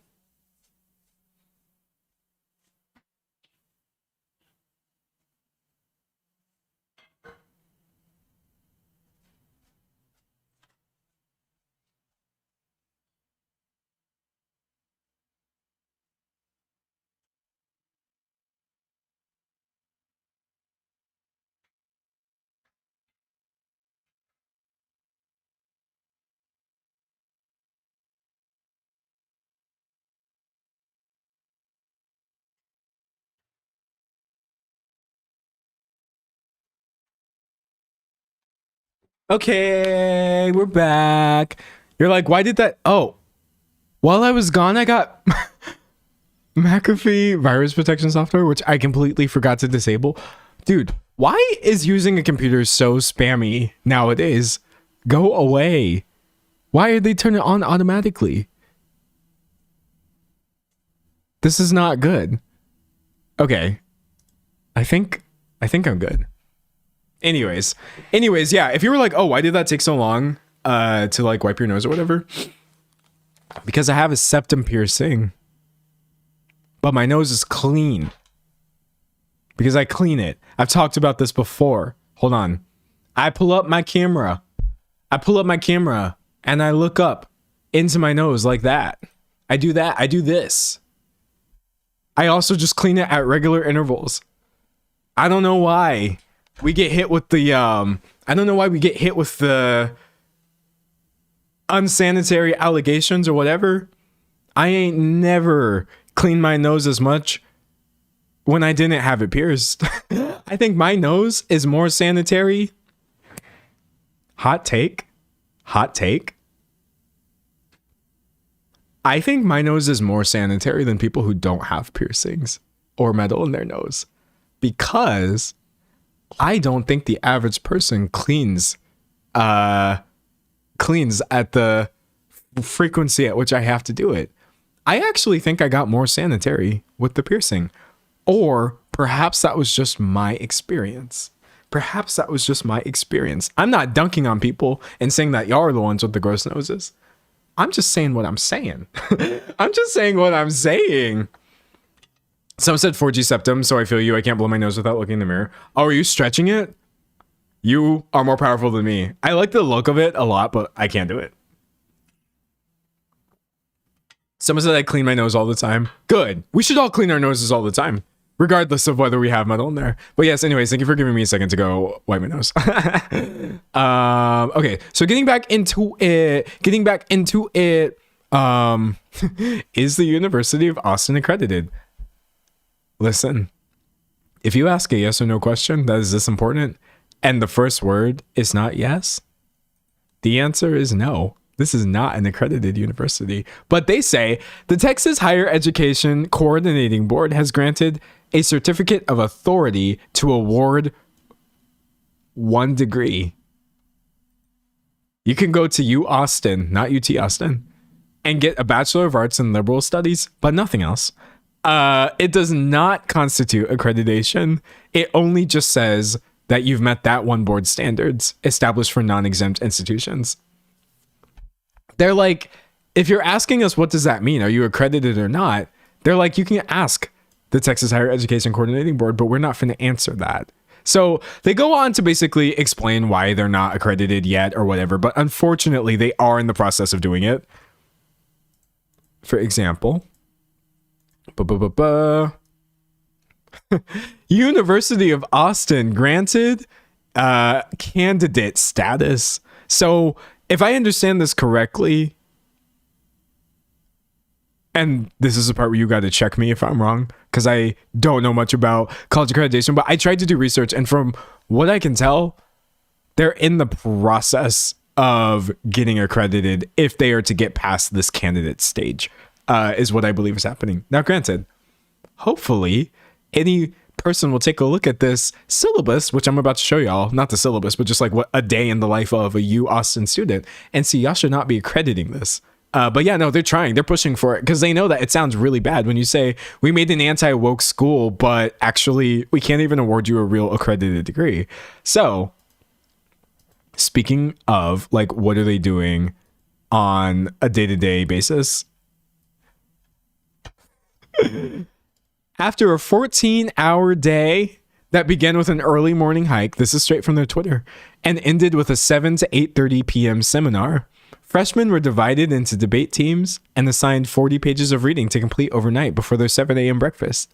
They read Alexander Karp's vision for a technological republic, alongside Plato's warning about the decay of regimes. The debates were so intense that students asked to skip lunch to keep going. The winning team will earn front row seats to the upcoming tech panel. Okay, so this is the part that I really need to highlight right here. The Alexander Trump in Trump, my bad. The Alexander Karp in question. I kid you not. I literally kid you not. Is a pro-Israel billionaire. What is the actual point of starting a school that you claim is for free speech and truth and this, that, the other? And it's like, no, actually, I just want to signal boost the ravings of pro-Israel billionaires to our students while simultaneously angling for accreditation. Yeah, let's get that accredited. In fact, because they are this level of unscrupulous when it comes to who they're promoting, this is why billionaires keep throwing money at them. Hold on, let me find all their backers. So you have stuff like this right here. UATX is ending tuition forever, right? That's not a good thing. It is because another billionaire single-handedly gave them $100 million. So now you've got like, how many billionaires are we up to at this point? We've got David Ellison with his Oracle money from his dad and now doing the Paramount stuff. They're over here signal boosting this one guy for his pro-Israel stuff. And now you've got, I don't even know where this guy got his money from. This is ridiculous. Jeff Yass. You're just making billionaires up at this point. Your last name is Yass. Jeff Yass. No! Jeff, no! $27.6 billion net worth. Yeah, they are genuinely drawing in billionaires like flies to honey at this point because they are like, what if we just did higher education with no rules and we'll just signal boost whoever's giving us money? Someone said you can't become a billionaire without some unethical doings. Yeah, exactly. You could tell me that these billionaires are pro any sort of hatred and I'd be like, yeah, probably. Most likely. Okay, hold on, wait. In fact, I want to show you. This is from the Wall Street Journal, and I can't pull the source without paying for it, but we're going to go off the headline in a second here. Hold on. Wall Street Journal, University, Austin. Okay, look. It's not even just Jeff Yass. Okay. Wait. Oh, I can't even find the clip that I'm looking for. Oh, here it is. Hold on. Wait. I swear I had found this article earlier. Billionaires back anti-woke university. I feel like Google results. Oh, here it is. Google results like change between me doing research sometimes or Googling things certain ways. But anyways, yeah. Jeff Yass is one of them. Harlan Crow is another. I don't know who Harlan Crow is either. Sorry. Y'all gotta forgive me for not knowing every billionaire. There's not that many of them. Why do they literally always look exactly how you would expect them to look? Wait, should I? Is that profiling? Did I just profile live? No. But if you tell me that there is a billionaire that y'all made up named Harlan Crow, and I'm in my mind, I'm seeing like this villainous old man, older than God, who genuinely looks like unhinged in some way. And then it's always exactly what you would expect. That's so funny. Chairperson of Crow Holdings. Okay. Well, he's a conservative activist, according to his overview. He's a Republican. I didn't need y'all to tell me that. All y'all really had to say was billionaire. I filled in everything about this person automatically. I didn't even have to do research. Real estate developer and conservative activist. Oh my gosh. Wow. But yeah, it goes deep, y'all. It genuinely goes deep, because these people are looking at higher education and seeing like, oh, a lot of the students there are leftists. They do things like protest and espouse support for Palestine and do all these other things. We as billionaires don't really love that. We want something that aligns with our views. It's just money on money on money on money on money being funneled to, where is she at? I don't even have the picture of her no more. Being funneled to Barry Weiss's pet project over here. Hold on. I'm gonna pull her back up. Because it's almost unbelievable. All this to say, chat, are y'all starting to see why I made this video? Are y'all starting to see why I think that this is actually maybe sort of worth talking about a little bit? I think, like, you should know. You should know that one of the mainstream news organizations right now is headed up by this person who is trying to create an anti-woke school. It's not going very well for her. And has all these billionaires pouring their money in. This is what they're doing with their money, trying to brainwash the next generation of people. That's why I think being really mean to billionaires online is a good thing. And why I think signal boosting information like this is good. That way, when you see something from CBS crossing your desk, you can be like, CBS? Ain't that Barry Weiss and her people with her fake school and all this? Yes, it is. And you should know. Oh my gosh. Someone said there's a difference between millionaires and billionaires. When will y'all learn? There is such a massive difference between millionaires and billionaires. Now, granted, that doesn't mean that millionaires don't have a social responsibility to help people, but billionaires, sorry. There's a website that I'm not going to be able to find that actually shows you the wealth discrepancy between billionaires and the rest of the general public. I'm not going to be able to find it. Website that like visualizes billionaire wealth gap. It's such a good website. I remember it went viral a while ago. Oh, it's right here. Okay, hold on. We finna see the difference. This is not a defense of being a millionaire. This is more so just like showing how bad it is to be a billionaire. Okay, so I'm scrolling, but nothing is happening. Wait, what's going on? Chat, the website's broken. Oh, I gotta scroll manually? How do you scroll horizontally? Oh, okay. I had to scroll horizontally. I didn't remember how to do that. Okay. So this is $1,000 right here, right? This is the median household income, which you can see is a far way off from $1,000 for sure. This is $1 million, right? As you can see, $1 million is really far off from $1,000, obviously. And it's orders of magnitude bigger than the median US household income. Millionaires need to be taxed. As well. However, this is $1 billion. I'm scrolling, still scrolling. Okay. This tiny, actually, this is look right here. This dot right here being the median US household income compared to that. That's $1 billion. Don't nobody just have $1 billion. Okay. As you can see, it's not $1 million. Nah, it's not, we're not in the same realm here. This is $139 billion, which according to this website, that was probably his net worth at the time when this website was created. Okay, look, you can see the ruler at the bottom scrolling, still going, going.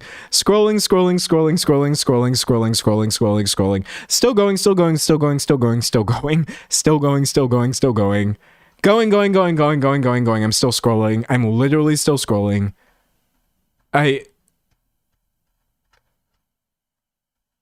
It doesn't stop. I'm still scrolling. It can't stop. I'm only at $50 million right now. Chat. We could scroll. Look, here, right here is the annual cost of chemotherapy for all cancer patients, which would be $9 billion. They took that and they put it inside of his net worth, and it only took up that much. It only took up that much. What do we have right here?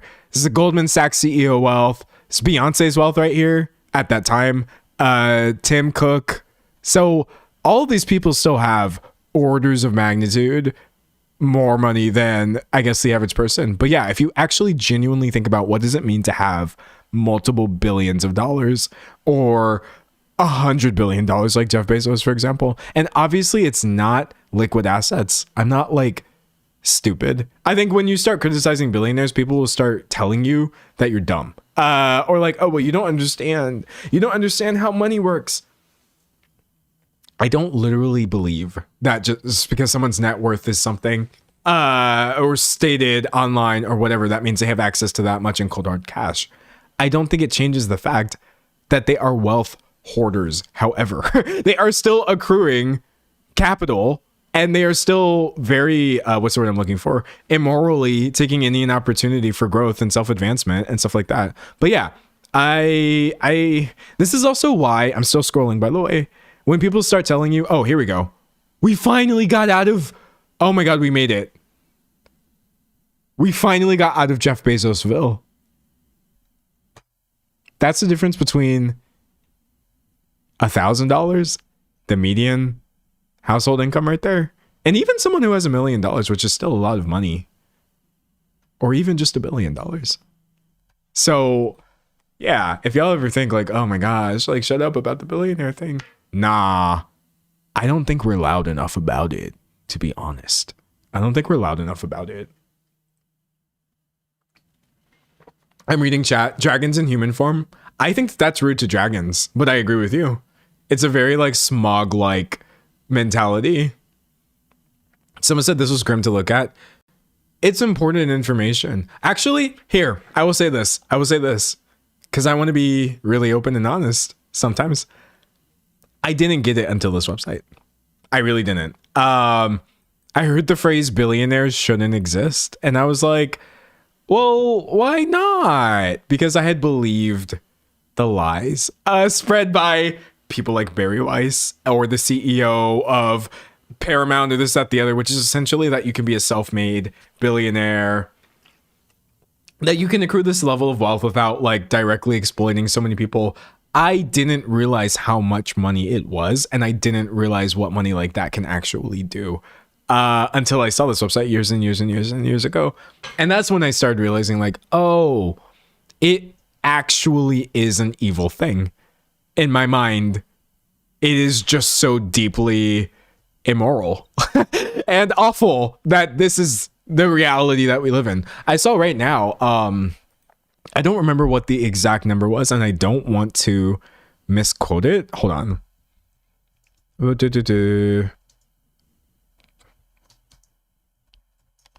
It was like, yeah, okay, no, I did find this. I found it. Hold on. I had to vet this to make sure I'm not spreading misinformation because it's not a cool thing to do. So this is being reported in multiple places, but right now, 12 people hold more wealth than half of the global population, which lives in poverty.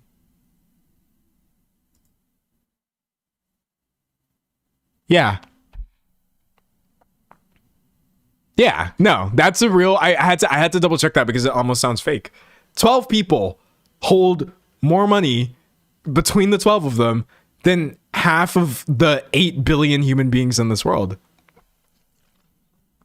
It's not a normal mentality to approach resources this way. It's not a normal or human or good or okay way of going about things. And the fact that you are allowed to do this, that's the thing. Billionaires shouldn't exist because you should not be allowed to do this. It's literally that simple. To me personally, there's no world in which this level of wealth should be allowed to be accrued. It doesn't make any sense. It's not even serving billionaires at this point. It truly is. Hold on. Where is my bestie? I love Smog personally. I don't think he did anything wrong. I'm a Smog apologist. It's literally this though. Cause like, what is Smog actually doing? I shouldn't even be making, this is a bad analogy because I love Smog. I was sad when he died. But like, wait, is that spoilers? Wait, is that a bad opinion to like Smog? Or am I not supposed to like him? Did he do bad things? I don't actually remember. But regardless, it's as useless as sitting on a pile of jewels as a dragon. Someone said serving absolutely nobody. It is. Yeah, no. So I think that was a great time to bring up the website and show y'all kind of where I'm coming from with this whole billionaire thing. It's not like just a buzzword to me. It's not just a buzzword to people who are criticizing billionaires or the existence thereof or the way that you're able to accrue all of this wealth and this, that, the other. It's wrong. I have no idea how you could parse this information and think to yourself like, oh, it's fine. It's fine. But do you know why people say it's fine? Because they actually genuinely think that they're going to become billionaires someday. People, you can show them that website that I just showed you right now, the difference between a millionaire and a billionaire and this, that, the other. And people will actually genuinely think like, well, we can't be too mean to billionaires because I could be self-made like Jeff Bezos or Mark Zuckerberg. I can quit school and have an amazing, beautiful, brilliant idea and this, that, the other. It's never going to happen. Let me tell you right now, it's never going to happen. So much of the institution is gatekeeping and making sure that the average person has no ability to enter this structure. That's never happening. I don't really care how many billionaires will tell you that they're self-made or this, that, the other. There is no such thing. The reason is because you can't do it without exploiting other people. And in my mind, in my opinion, it's just sort of my, hold on, wait, let me check the leftist database. I'm gonna check the leftist database to make sure that this is an opinion that I'm allowed to share. I'm making fun of a Reddit comment I saw earlier that says I just get my opinions from online. In my opinion, you can't be self-made while also exploiting a bunch of other people. They made you. That's my opinion. I don't think Jeff Bezos claims to be self-made. I don't know. But in my mind, Amazon factory workers made Jeff Bezos. Everybody who is supporting you made you, as far as I'm concerned.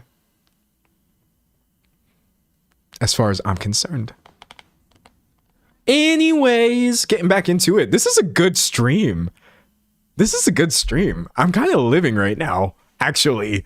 I like talking about these things because I feel really strongly about them. And because I had to educate myself so much, I feel so, like, kind of proud of myself, even though it's the bare minimum for me to, like, think that, oh, billionaires should be taxed out of existence and these things are bad. But like, bro, I came from Texas, as I've mentioned.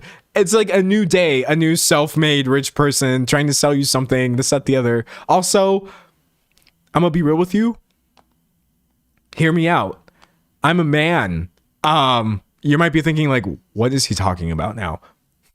As a dude, you got to unpack a lot of nonsense before you get to the point where you actually feel comfortable criticizing stuff like this, because people will literally like, so much of masculinity is this stupid idea that like you're in constant competition with every other man in existence, and to live is a fight for resources and, you know, survival of the fittest and this, that, the other.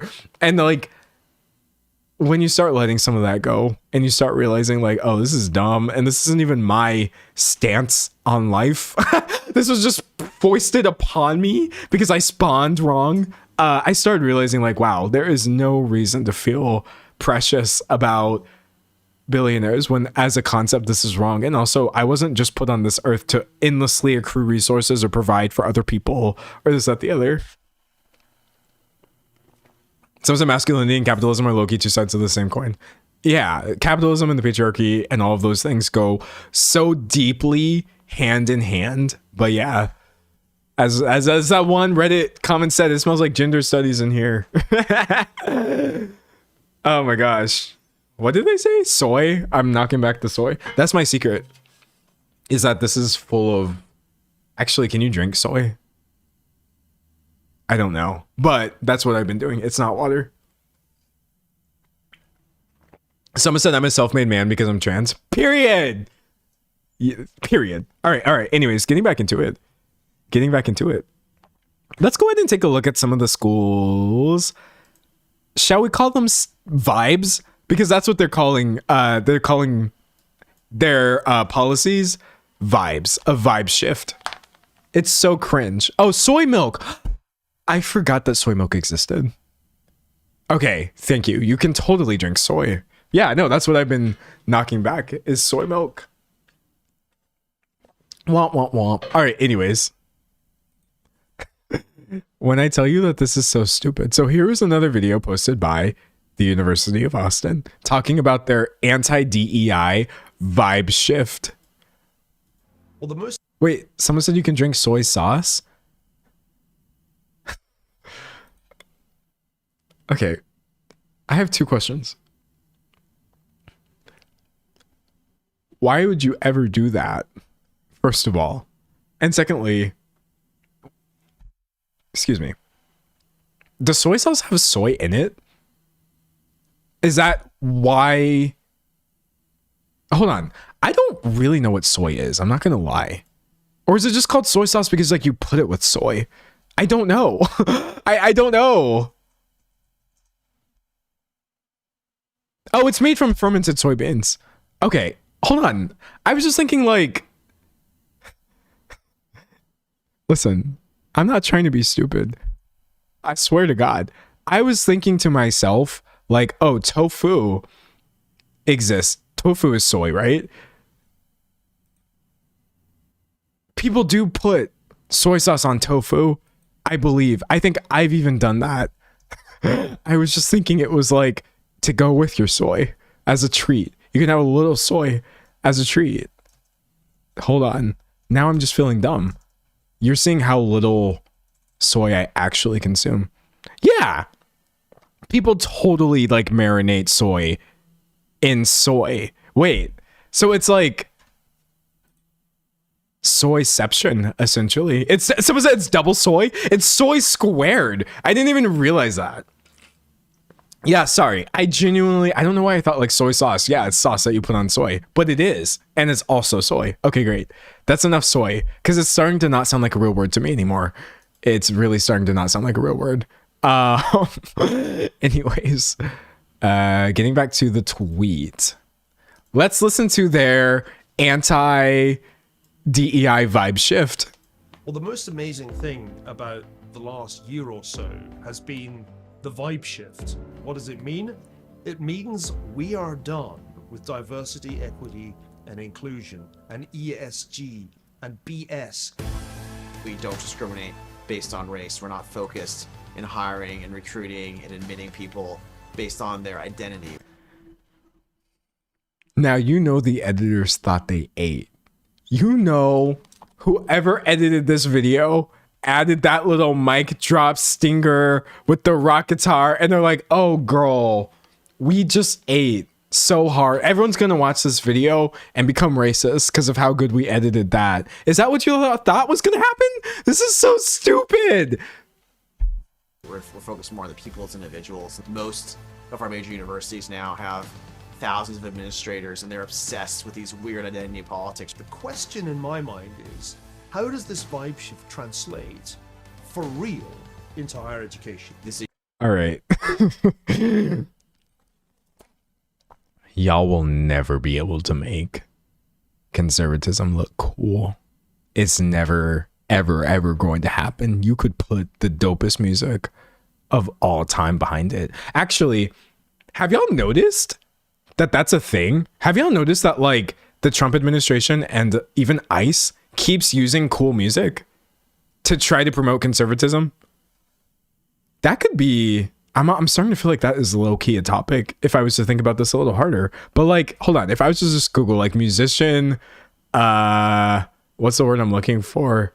Fights back against ICE using music. Yeah. Okay. Hold on. Yeah, okay. I had to make sure that I'm not just spewing nonsense. Another musician is furious with the Trump administration for using his music. I'm disgusted. They keep doing this where they will take cool songs or cool things that other people have created and use it to create ads for like, oh, come join ICE, or oh, we are racist, or this, that, the other. And the artists who are creating these things have to keep saying like, hey, please stop using the things that we have created to try to make conservatism look cool. I'm disgusted to see our music was used without our knowledge or consent to promote ICE. To be clear, this video does not represent my or JVP's thoughts or beliefs in any form, and we are actively working to have it taken down. They're doing this thing where they, instead of asking for permission, are just like letting it happen. Someone says Zara Larson also called them out. I think that I'm going to make a video about this. I'm going to make a note because I think that that's, or at the very least, even if it's not a video, I will prepare a better explanation of this. I was only able to find one example, but I keep seeing this headline. And I think one of my main points is like, I hate that it essentially is just rage bait. Is it literally like the administration rage baiting people by using popular music? It is so annoying. Rage bait using pop music. Okay, whatever. We'll get into that more later. But yeah, as I was trying to say here, it doesn't matter how cool the music is that you put in the background. You're never going to make this look cool. I'm going to close all these tabs. I have too many open. All right. Headed back into this.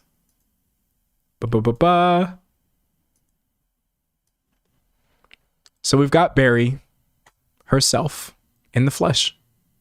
Well, on Twitter, saying, if you know high schoolers who are brilliant, ferociously independent, and interested in building a new university, applications for U Austin are now open. And hey, we've got another promo video. I am not gonna force y'all to watch this entire promo video. I just want you to see what's going on here. There are those who believe your... Now hold on. 1, 2. There are those who... 3.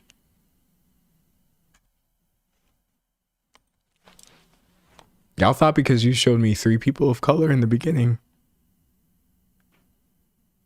Oh, I know y'all went out of your way. Is this even real footage or is this stuff? Who was like, we have to make sure that we've got some representation in here just so they can't call us racist. There are those who believe your future has already been written. They believe you're typical. You'll go to the typical college, take the typical classes, keep your opinions to yourself, get the typical degree, then the typical job, and eventually become the typical you. But the University of Austin isn't your typical school.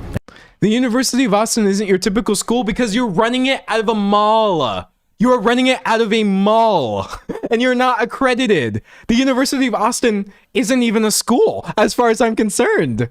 And maybe, just maybe, you're not so typical yourself. You see, UATX wasn't founded by old names on old buildings in old times. We're founded now by free thinkers, entrepreneurs, and the brightest minds of today. UATX isn't an idea or a vision of what could be. It's a vision of what is.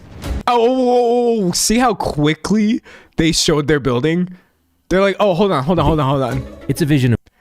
Oh, just show it looking up at the building. That way they don't realize that this is just the Scarborough building. This is so funny. Y'all are literally operating out of the school equivalent of a cardboard box. Not cardboard boxes and like I'm making fun of homelessness or anything like that. I'm saying you have no space. You have no space. A shipping container would be a better example. Y'all are operating out of the school equivalent of a sideways shipping container.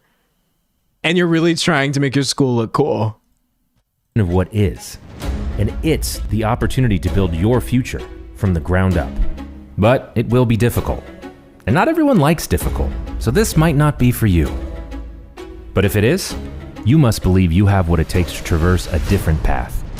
All right. That's quite enough of the ad. That's quite enough of the ad for me. I can't take any more of this. It's so incredibly stupid. So this is insane. It is. This is stranger than fiction. To me, personally, this is genuinely stranger than fiction. Okay, so all this to say, where does that leave us, right? I'm searching right now. In fighting. We're fighting now. Because apparently, when you found a school on free speech, and you say, oh, free speech, free speech, free speech, it's not actually a guarantee that you're going to respect everybody's ability to say whatever they want at your college. So you've got, is the University of Austin betraying its founding principles? Created as a haven for free thinkers, UATX was the last place where I'd expected to encounter ideological litmus tests. This should have been the first place. This should have been the first place where you'd expect to encounter this nonsense. You have, hold on. I've got to pull more of my sources because this is so funny. They wanted a university without cancel culture. Then dissenters were ousted inside the Civil War at the anti-woke university backed by Barry Weiss. So yeah, you literally have a scenario here where people are saying, oh, even at Free Speech U, we're still not actually allowed to say what we want to say if it's not 100% aligned with the billionaire agenda or this, that, the other. Someone said, my free speech, not yours. Yeah, exactly. Word salad, final boss. Yeah, this is so stupid. So y'all made a school where y'all can say whatever it is you want, and then you're still going to turn around and oust the staff there for having quote unquote the wrong opinions. Because what was that one person saying, by the way? Hold on, let me go back to the other. Control F DEI. To have to Control F DEI is so painful. But yeah, essentially going after the people who work there for saying, okay, I get the whole anti-DEI thing that we're on now, but I feel like the way that we're going about it isn't right. She says, my sin, it seems, was that I'd written, we can have criticisms of DEI without wanting to tear down the whole concept of diversity and inclusion, and that I'd appreciatively quoted someone in a manner that implicitly criticized Trump's aggressive approach to dismantling DEI programs. In promoting a more open-spirited view, I was refusing to condemn DEI without reservations or qualifications. Free speech. Ladies, gentlemen, and everyone in between, outside of wherever you're at. This is the free speech university where people are getting in trouble for saying the wrong things. This is so dumb. Someone said you can't have cake and eat cake. Someone said they're so insane. Well, that's the thing, because this person right here is saying we can have criticisms of DEI without wanting to tear down the whole concept of diversity and inclusion. They, being conservative billionaire people, do want to tear down the whole concept of diversity and inclusion.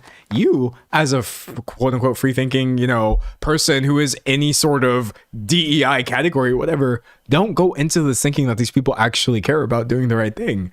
I could have told you that this was going to happen, but yeah, that is sort of the latest update. This is actually from 1/16. Is that like the other day? 4 days ago, right now, is that the free speech school is getting really, really mad at the people there for speaking freely. It's so stupid. I don't think it gets any dumber than this. Hundreds of $1 million in backing, operating out of a disused department store, claiming to be about free speech and then firing people for speaking freely. talking about anti-DEI vibe shifts and encouraging everybody to send your young people there so they can go learn from pro-Israel billionaires. This is one of the dumbest things I've ever seen. And that's why I thought it would be a useful video. That's why I wanted to talk about it personally. I just think this is ridiculous. This is absolutely ridiculous. Any thoughts?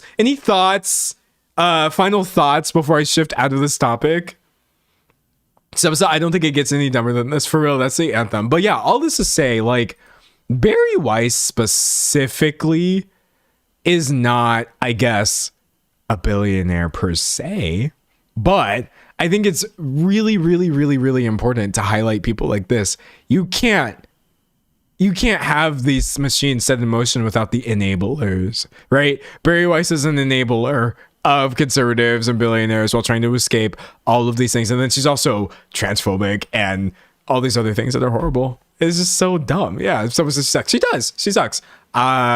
It's ridiculous. But that's why they love her so much. That's why Donald J. Trump was on 60 Minutes saying she seems like an amazing person. That's why I've lost track of how many billionaires are shoving money at her or promoting her to these amazing positions, because they're like, yes, we have someone who is queer, but is also really super hateful and who claims to be not a conservative sometimes. And by promoting this person, we can give the illusion of being open to alternative perspectives of this, that, the other, when you're literally just platforming hate from fellow conservatives. And someone said, when is the timeline going to say, haha, just a prank, bro? I really wish it would. But I think I'm going to record my outro. Because that was good. Don't go anywhere. The video is not over yet. Or the stream's not over yet, but the video is going to be over. All right. But anyway, hopefully you never have to think about Barry Weiss or the University of Austin, which is not UT Austin, ever again. But yeah, I actually recorded this video right here live on YouTube, where I stream pretty frequently, Tuesdays, Thursdays, and Saturdays at 12 p.m. Eastern time. Unless I don't, in which case I'm probably just sleeping, or I chose not to come to work that day, or I don't know. Really, it's on you, not me. Anyway, bye. All right. I'm going to stop I'm going to stop recording. I almost said stop streaming. Okay, there we go. That was a good one. I liked that one. I liked that one a lot. I mean, the subject matter was pretty bad, but I think this will help kind of reframe some things. I think, like, the more my videos get sent out, I mean, not to complain too much, but I have thousands of people subscribing to me all the time. Whatever will I do?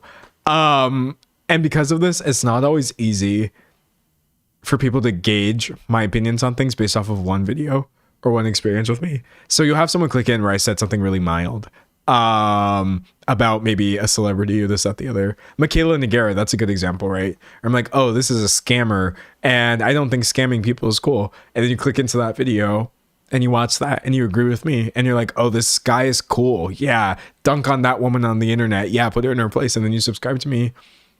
And then in a new video where actually I'm being a bit political because it's inextricable from commentary, I'm saying things like, I don't think billionaires should exist, and I don't think it's right to be transphobic, and actually turning CBS into a Trump support network is really lame. And then you hear me say all these things, and then if you were wondering why those people were being mad at me on Reddit, those are the sort of people who are then like, oh, well, actually, I used to watch D'Angelo, but he is a grifter.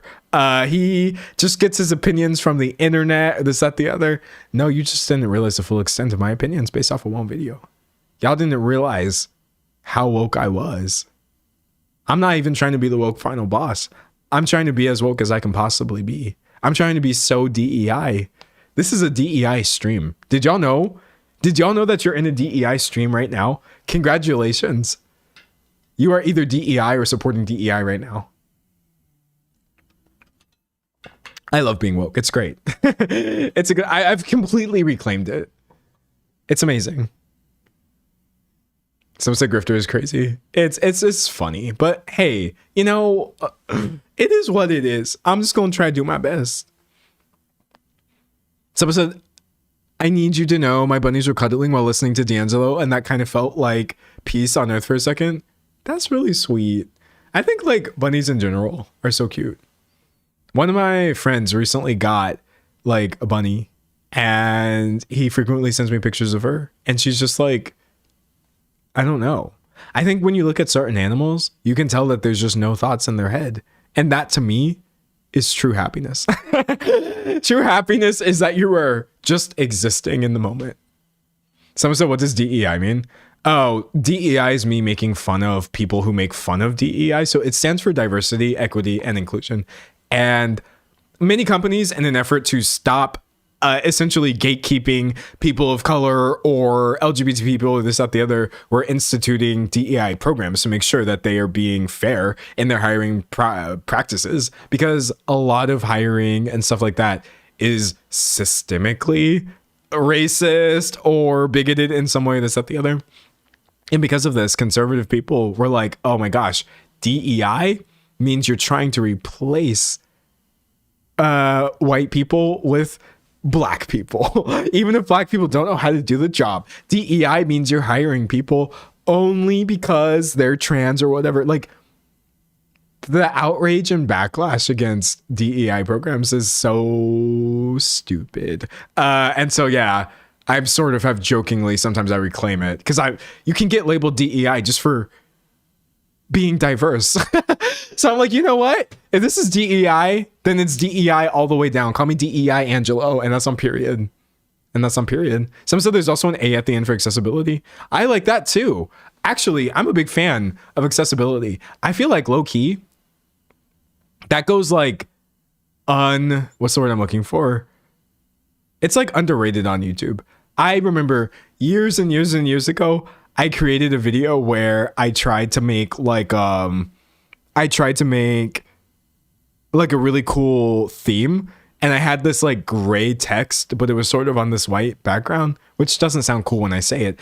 I didn't have any sort of problems reading it, but I got a comment from somebody years and years and years ago. This is young D'Angelo, and I'm so young, but they were like, I can't read this, essentially, and like this is really like a struggle for me.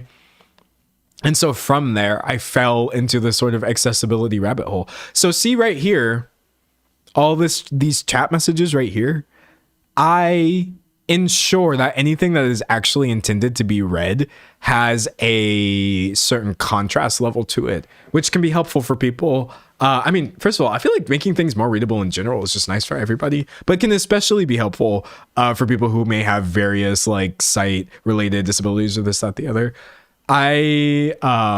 You can just Google like contrast checker for anything that you were creating for other people to read. And so that's one way I try to do it. I try to make sure that just like, I don't know, just small things like that are easy to do. And that's an example of me doing DEI, diversity, equity, inclusion, and accessibility, because I think it's an awesome thing to do personally. It makes things better for everybody. I'm reading chat. I learned so much about accessibility in web development. Yes, making websites accessible for people, or making websites navigable for people who are using accessibility tools, is a really great and awesome thing to do. I love it. I love it. Someone said, do you still do subtitles for your videos? I think all of the videos on my channel are subtitled with the exception of the past 8 or 10. Subtitles are coming though, however. I had a really long-standing relationship with like, wait, this sounds like drama. Essentially, my source for good subtitles really went downhill. So I'm trying to figure out how to massively get these subtitled again. Also, speaking of subtitles, but don't worry, they're coming. I think almost everything I've ever uploaded on the internet is subtitled because that's very important to me. But speaking of that, have you seen that YouTube is trying to remove custom subtitles? Hold on. Okay, so it's not. This is according to people saying this, right? I'm pulling this from YouTube. According to Dexerto, YouTube are reportedly cracking down and deleting custom subtitles on videos. HoloLive music videos are among those impacted who use the hidden formats as they allow a much wider range of styling options. So for things that aren't even necessarily like just to read, you can create artwork using subtitles, right? I've seen this for like music videos and stuff like that, where you can animate them or make them all various colors and stuff like that. And for some reason, according to what people are saying, YouTube is deleting them. So people are spending hours and hours and hours and hours creating artwork in the subtitles for art projects like music videos or this, that, the other, just to have their stuff wiped out by YouTube with no explanation. Now, that's not the same thing as like the ability to add custom subtitles in general. But yeah, I don't know why they just make everything worse. Someone said they aren't even losing money. Members of the community do it for free. There is literally no benefit to doing this. To just randomly deleting subtitles off a video. It's painful to think about. But someone said, what about ARGs? Yes, it's literally like people who will use subtitles to add information that might not actually be said. Those are the people that YouTube is cracking down on. So why? Why? Someone said YouTube genuinely hates its own platform. I do feel that way sometimes. I really do. It's painful. YouTube ruining their own platform speedrun. Yeah, no, it's dumb. It's really dumb. All right. Well, we've got an hour left. Let's do some maybe so their AI subtitles would be the standard for everything. Okay. Here's the thing too. Actually, I wanted to make this point the other day, but I hadn't thought about it hard enough to do. So, why did I just take my glasses off? Now I can't see anything. If you create content, or maybe if you're just familiar with subtitles in general, or text-to-speech things, there is a new form of text-to-speech that I feel like is LLM based, but I still have to do more research to make sure that like I'm not spreading misinformation here. TTS in general used to be something that you could just go to a website and paste your stuff in, and then the voice would robotically read out whatever is there. But I have noticed that so many places that used to just be bog standard TTS are now turning into like this Gen AI sort of like, oh, we're going to try to make it sound like a real person. And it is literally generative AI, and we're going to put all this inflection and stuff in there and base it off of real people's voices and this, that, the other. And it's not the same thing at all as just good TTS tools to help people. And so the other day I had said something about like, oh, I'm really so tired of these AI voices. And someone had pointed out like, well, text-to-speech is a very important tool. And I really had to think, I'm like, no, you're right. It's not AI voices that's a problem. It's this generative, fake human AI voice that is supposed to trick real people into thinking they're hearing real people. That is the AI voice that I'm tired about. I'm tired of. I'm over it. I'm over it, personally. Someone said, but the real person always sounds bad and cringe. It never sounds good. I agree. So I don't like when AI breathes at me.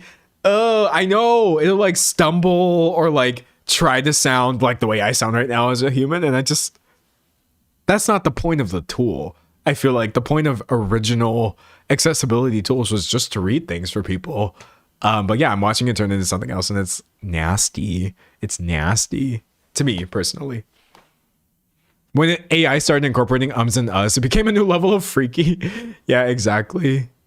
I use TTS to help with my ADHD. I struggle with sustaining focus with books. Yeah, that being said, it should be widely available to people to use. I also have used text-to-speech sometimes when I just need something read out loud, especially if I'm like editing a bunch of stuff. But yeah, no, like this new style, it's got to go. It's so cringe. Someone's a big uncanny valley. Yeah, the text-to-speech YouTube shorts. Yeah, okay. How often have you clicked into a short where, hold on, I'm going to recreate this for you. Cat GIF. Okay, great. I don't know what this GIF is. This is a cat with a gun. Why is he going to shoot me? Okay, I'm going to show that one. Okay, so you'll click into this and I won't be here, right? I'm going to turn my camera off for a second. Okay, great. So you'll hear a voice like this. This cat photographed in this viral GIF with this toy is making people laugh, and users are saying it's perfect. No pun intended. And then you'll start thinking to yourself, like, something is weird about this video. What about this video is bothering me?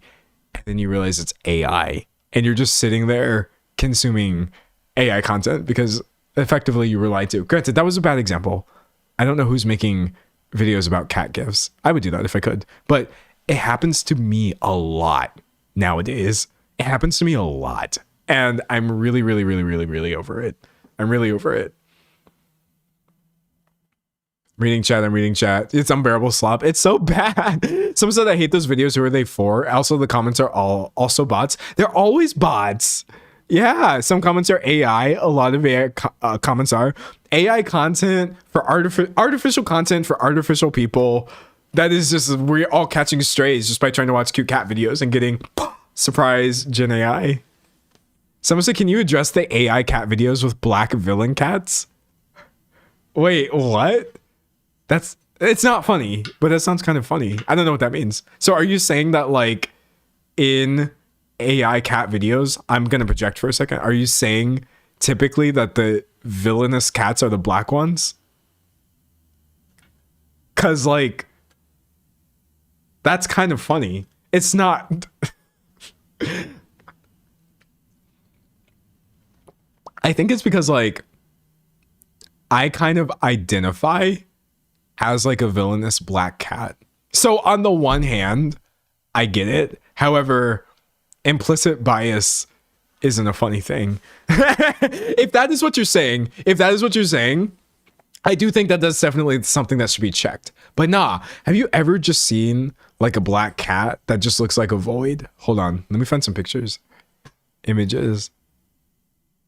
Oh wait, these are cute cats. Okay, yeah, no, look. Look at this. Look at this angy little guy over here. This is me for real. If you ever wondered, like, why is he dressing like this? I want to come across this way as just a loaf of darkness.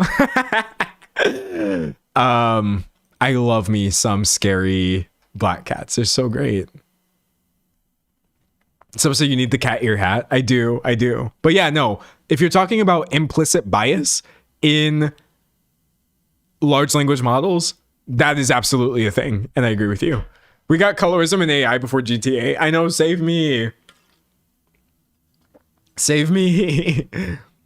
Someone said I'm watching this from a psychiatric facility. Period. Get the help you need. Have you ever done a video on digital blackface? I feel like some of the videos I've done could be considered videos on digital blackface because the people I was talking about were doing it. Oh my gosh.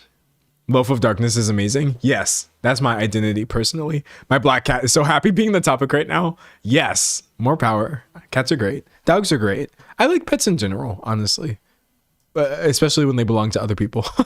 And I can appreciate them from a distance. Oh my gosh. All right. Usually I have a... Oh, do y'all want to hear about an upcoming video that I'm working on? You want to hear about an upcoming video? It's not like a whole big thing or whatever. It's just something that I need to go back over and make sure I'm really getting the research right and stuff like this. Have y'all heard what's going on with Miss Universe? I feel like, I don't know if the average person knows this. I don't follow Miss Universe, but I kept hearing anytime I would do a topic search, Miss Universe would come up. And people were like, no, there's all this drama you don't understand. Like, it's just going on and on and on and on and on. And I was like, I don't know what this means. And so I finally started looking into it. And if I can get it done by the next stream, we will finally go over like this Miss Universe drama that's happening. Y'all, it's kind of wild. Someone said what part? There's so much. Unless I'm mistaken, there's literally so much. I'm in the earlier stages. And also, there are channels on YouTube that cover this to a much more granular level than I'm going to do. There are actual pageant channels. But yeah, there's a lot going on. Or there was a lot going on with Miss Universe recently. Someone said it was insane. It was. It really, really was. Oh, you know another thing that's really uncool? Can we talk about Eurovision Song Contest? And like how many people are leaving Eurovision Song Contest on their principles, their morals, and their belief that like platforming. Hold on, I want to make sure that I'm not saying the wrong thing. It is over their decision to allow Israel to compete, right? Which is why so many people are leaving. Yeah, I found it. Israel leads Eurovision 2026 betting odds.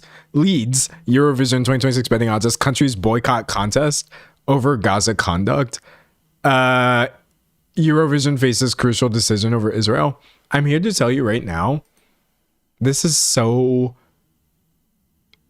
whack on Eurovision Song Contest part. To take something that is literally just a celebration of music and people's culture and to allow it to get like run into the ground because you're so stuck on, oh, we're gonna let Israel compete.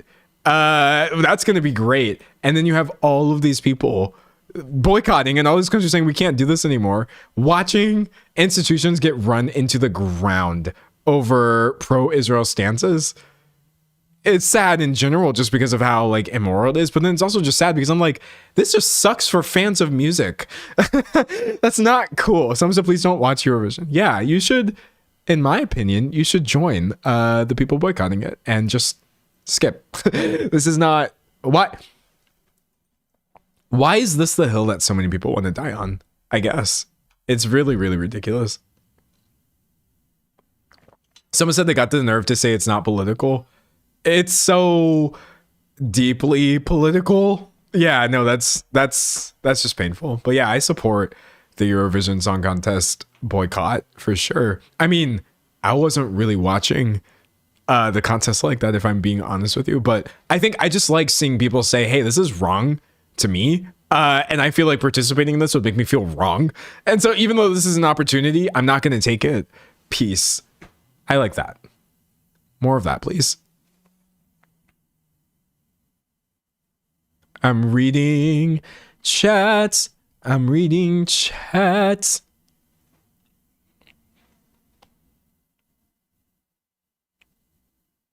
political. It is, yeah. I definitely, when I was younger doing YouTube, I used to try not to be political in my videos.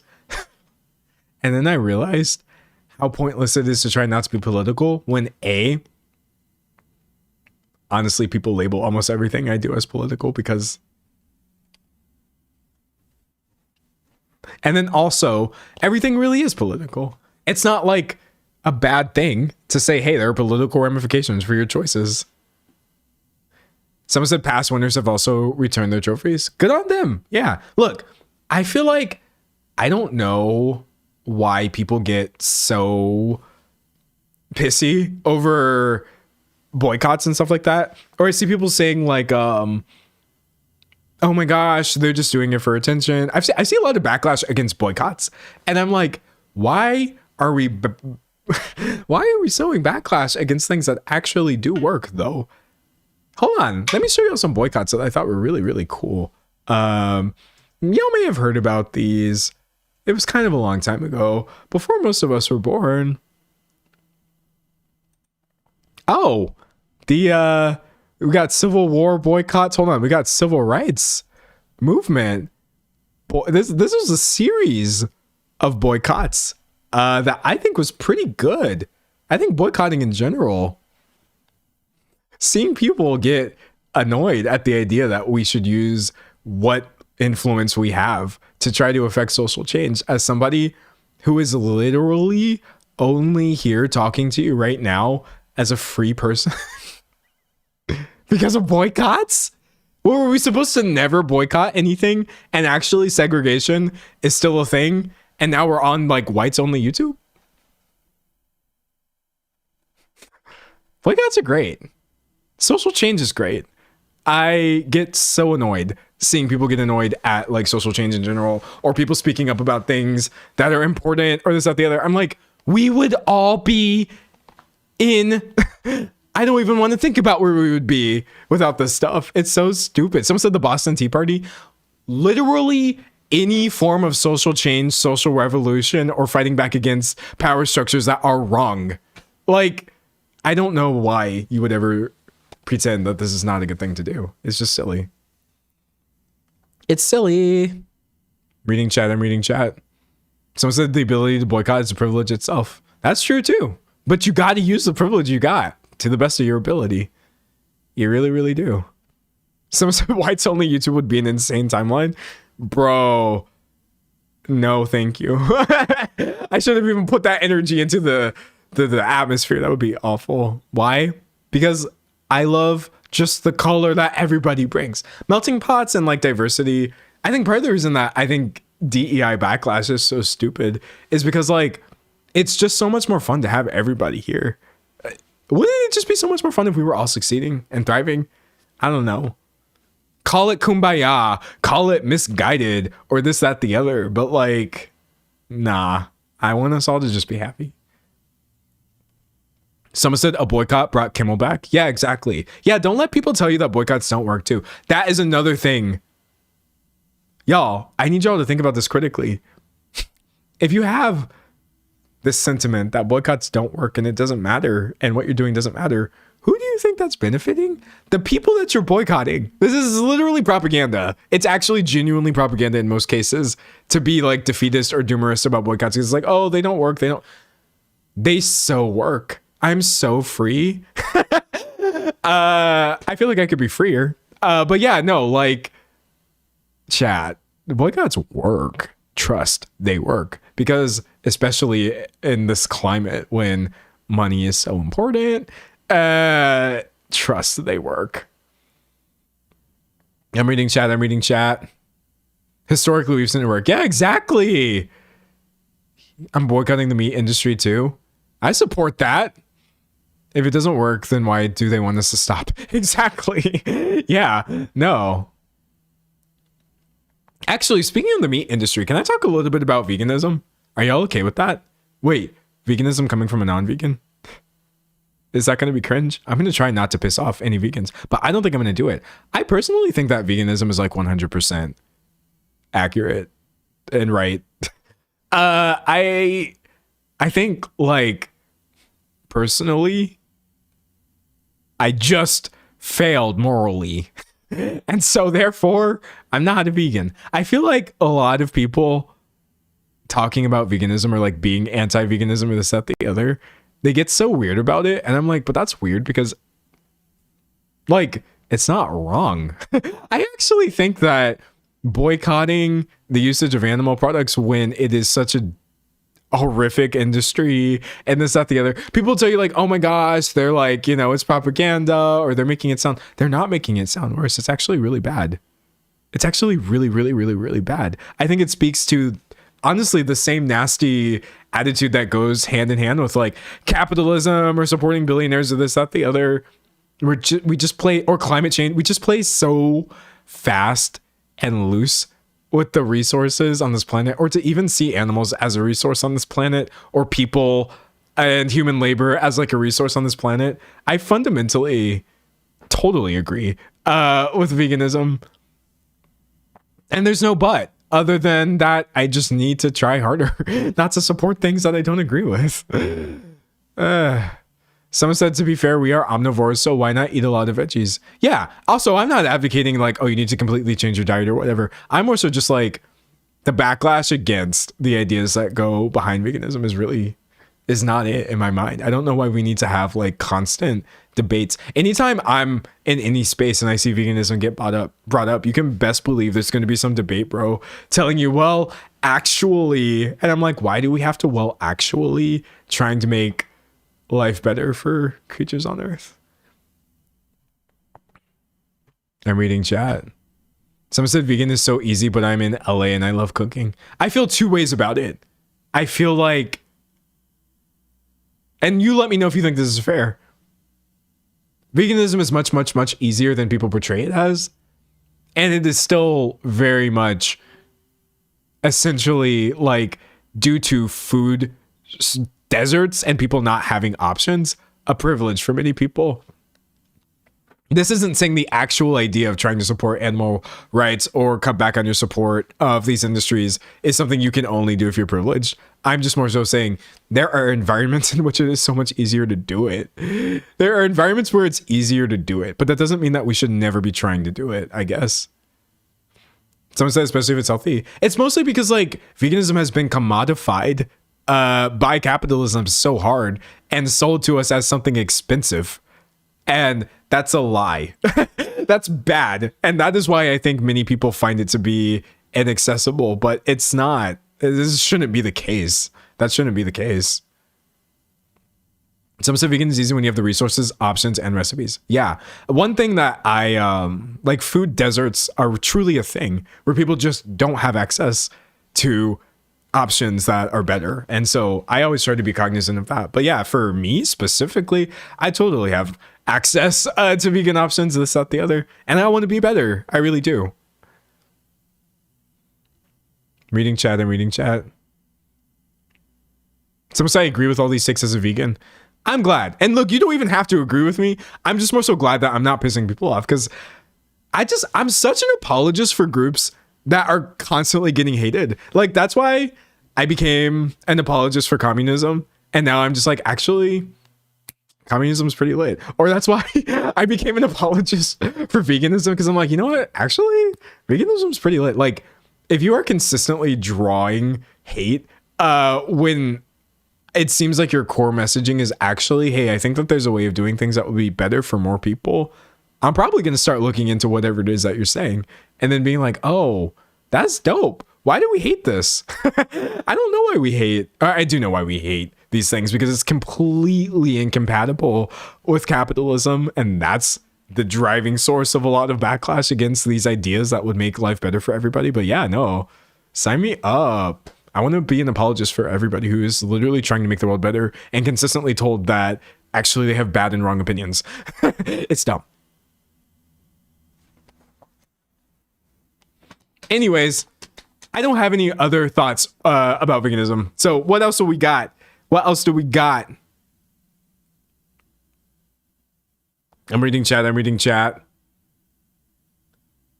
Veganism is not the life for me as a person allergic to soy and nuts. Oof. Food allergies. Painful. Some say vegans need more allies. Thank you. Period. I'm here. I think veganism is cool. Okay, wait. I'm still reading veganism comments. Someone said, I love coming on the stream and that you just started talking about veganism positively. Yes, let's go. Give me more topics. If not, I'm going to switch to something else and it'll be silly. Is there anything going on that you think I should talk about? The Music Ice video? I'm going to make a video about Ice consistently using pop music and pop musicians saying, please stop. Do I like mangoes? No. Someone said collab with Foreign Fridays? Okay. What if I told you? Because I got asked about Foreign. For those of you who don't know, Foreign's a content creator. He streams. He makes videos, which I think are pretty great. I got asked about this already. Hold on. Watch me not even be able to pull up his channel right now because oh no, I did it. I totally did that. I've got asked about this already. What if I told y'all that you should be patient? What if I said good things come to those who wait? And you won't have to wait very long unless I'm wrong. Sometimes I'm wrong about things. But yeah, if you like Foreign's content, I know I said this a week ago and I refuse to elaborate. I just don't want to disappoint anybody, but I would collab with Foreign. Or maybe we already said that we would, and now we're trying to do it. That would be cool. That would be cool. All right, I see people saying they'll wait. Yeah, keep waiting. Keep waiting. That's all. Now, again, like, plans change. So maybe I'm lying. And maybe you're like, oh, D'Angelo, you said you were going to do this and it never happened. Don't worry about it. Don't worry about it. But yeah, we try and do it. So it's a foreigner. He already announced it. Never mind. Broski did not tell me he was finna announce that. I'm over here trying to move mysteriously, and you're saying he already told you that I'm gonna show up on the stream on the 30th. What What's the point of me trying? I'm gonna tell him that he blew my cover. I was literally trying to make this sound like the most mysterious hype thing ever because I didn't realize he had already told everybody that I was going to be on the stream. Okay, well, yeah. Since it's in the atmosphere, yes, I'm going to be on Foreign's stream on the 30th. Oh my gosh. He said he teased it. Oh, he teased it. Okay, he teased it. I can take a teaser. Yeah. No, yeah, that's in like 10 days. I think it's gonna be really fun.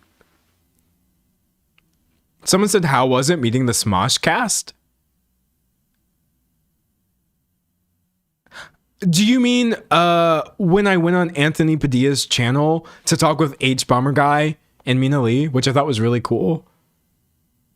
That was dope. Is that what you're asking me about? No, that's not the Smosh cast.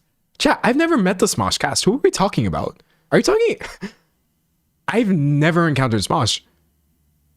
Because, like, when I went on Anthony Padilla's channel, he wasn't on Smosh, right? Has he ever? Sometimes I feel like I don't know anything at all.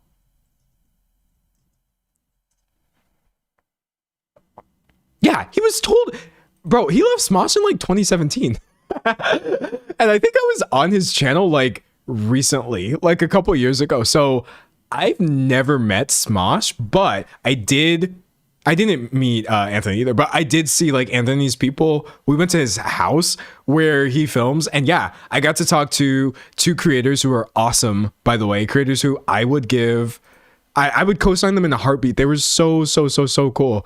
I got to talk to Harris, right? H Bomber Guy makes really great videos. We're all waiting. Where you at, bro? It's been 2 years. Mina Lee also makes really awesome content about like all kinds of things like fashion and trends and things that people are doing. Is Wally overrated? I'm going to watch this and say, no, it's not overrated. It's underrated. But yeah, no, like that was so cool. That was awesome. That was one of my favorite YouTube experiences I've ever had. Cause it was just like everyone there was so good at their job. First of all, I was like, oh, these are real professionals. Okay. Just because like this is a house doesn't mean that like y'all aren't taking this seriously. I don't even know if that was his house. It might have been a house, but yeah, it was so cool. It was so cool. Anthony came back to Smosh a few years ago. Oh, he did? I didn't know that. Okay, well, if it had anything to do with Smosh, I didn't know. But Smosh seems pretty cool. I think Smosh seems pretty cool. I like their like, they do like Reddit stories, right? I don't know. Actually, let me just talk about a rabbit hole. So I don't know if y'all are familiar with the creator Mac Does It. I love Mac's content so much. It's so funny, actually. What? It's genuinely hilarious. And I feel like he's also so consistent, high key, with his content, and has been low key. Actually, you know what? I feel like Mac is an OG because he genuinely has 923 videos. What do you mean he has 923 videos? But I think, if I'm not mistaken, yeah, every now and then he will appear on Smosh. And so that is mostly my entry point to Smosh doing things, was through Mac Does It, who I follow because the absolute like goat in terms of like editing and just like comedic content, but also like consistently pointing out some things that need to be pointed out. I think he's pretty good at too. Some said I love Mac, and he's basically also Smoshcast. Yeah, he and Smosh go way back, and yeah, that's why I know about them. Yeah, he's basically a cast member. But yeah, no, I know I talk a lot about like, oh, I don't like this YouTuber. Oh, this YouTuber is messing up the platform. This one's a scammer. But like, I'm still such a viewer. And there are channels and just personalities online that I'm such a big fan of. Some said I was watching him before the live stream, period. Let's go. Some said I love how you're only talking about creators I follow religiously. I mean, let's go. Mac is worth following. Okay. He worth following. I'm not even jinxing nobody. I'm just saying, like, let me sort by like oldest. I mean, for 12 years. I'm just telling you, it's been 12 years of good content. There are not very many creators who could be like, oh yeah, I uploaded 900 videos over the course of 12 years and they were all good and nobody hated me and I didn't do any sort of controversy. That's the thing too, is like, I know that we consistently get really disappointed, as we should, with YouTube creators revealing themselves to be awful and this, that, the other. And it does happen what feels like a lot. However, there are so many people on the platform who are really genuine people. People I've met. I haven't met Mac, right? But I did, like I said, meet, a few other creators, people who are just like really trying to put out good content. And it's important to them, and they're not secretly awful. And people, I feel like sometimes, like, I know we catch a bad rap as YouTubers because it's like, why is there a new groomer outed every 2 months or whatever?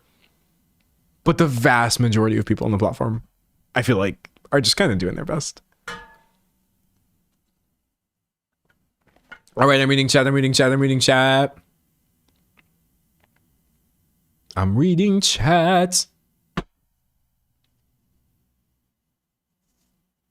I would love to see you discuss your favorite creators. My favorite creators? I'll give you a cop-out answer. My favorite creator doesn't post anymore, but it was Jenna Marbles.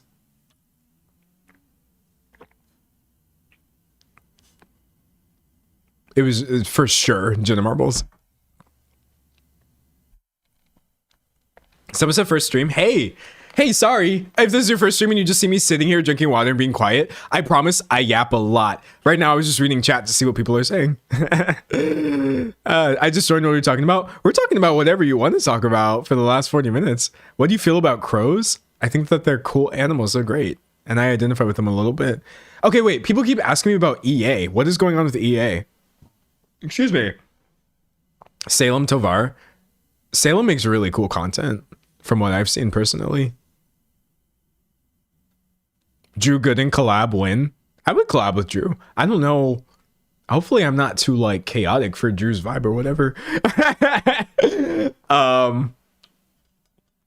Because I feel like Drew's recent videos have been really solid. Hold on, wait. Let's talk about some of these creators. Y'all want my opinion? I feel like for the most part, Drew was releasing like funny haha videos, which were very funny. They were very haha.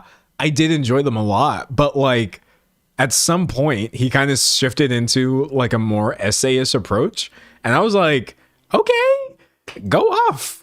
This is good content. Yeah, I feel like he's getting really into it. I don't feel like I'm doing all that. If he wants to invite me over so I can just say, oh, that's dumb, I'll do it. But yeah, no, he's out there. Someone says he's getting angrier, and I love it. Yeah, definitely. Drew Gooden's channel evolution is really interesting to see. I'm a big fan of the direction he's gone in personally. Someone said EA was bought by Saudi Arabia. Is that true? I try not to Google things on stream because I've said it before and I'll say it again. It's not a good environment to learn about new things. Saudi Arabia. Wait, this is the AI. Saudi Arabia to own almost all of EA under buyout plan. Wow. Okay, I didn't know this. I really didn't know this. Someone said D'Angelo on Sad Boys would make my whole year. Hold on, chat. Somebody said D'Angelo on Sad Boys would make their whole year. What if I told you that if you Google D'Angelo Wallace Sad Boys, you would find D'Angelo on Sad Boys and it would make your whole year? Chad, I think somebody's year just got made. I mean, this is me from a really long time ago, and I might be stupid. I might be saying things that I don't believe in. Probably. Probably. It's very deeply likely that that's not a good representation of me right now. But if you want some version of me that was still D'Angelo, you can already find D'Angelo on Sad Boys.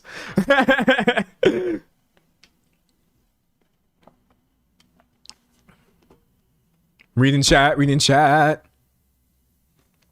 Some said we gotta watch it now. It's probably fine. It was really cool. I will say, like, Jordan and Jarvis, really fun to talk to. It went really, really well, I thought personally.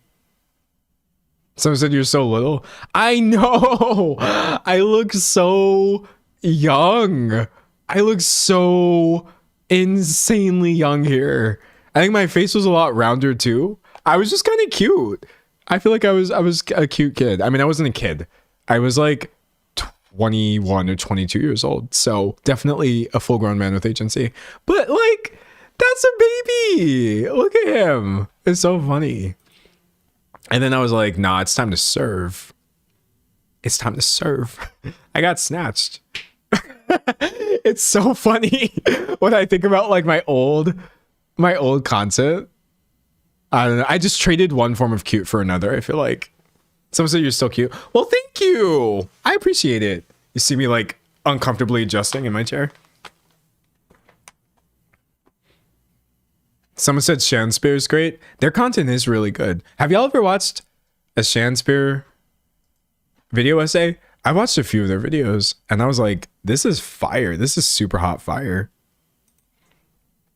I can totally recommend this channel right here. Watch their content. Is great. Yeah. I don't know, like I haven't watched like a ton censored videos, but the ones that I watched, I was like, oh, that's the essays are essaying, the points are pointing. Okay, the points are pointing. It's giving what's supposed to be gave. Yes, fan. Someone said Shanspeare is wonderful. I watch all of them. Yes, exactly. Wait, somebody said something about buckle. Are we talking about buckle fat? Chat, should we talk about buckle fat a little bit? Buckle fat removal? Because this is really funny. It's not funny.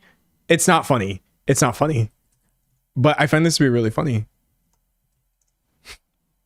The thing with buccal fat removal, which is something that like celebrities are doing, where they're like getting snatched. They're just taking the roundness in their face and like snatching it out of their face.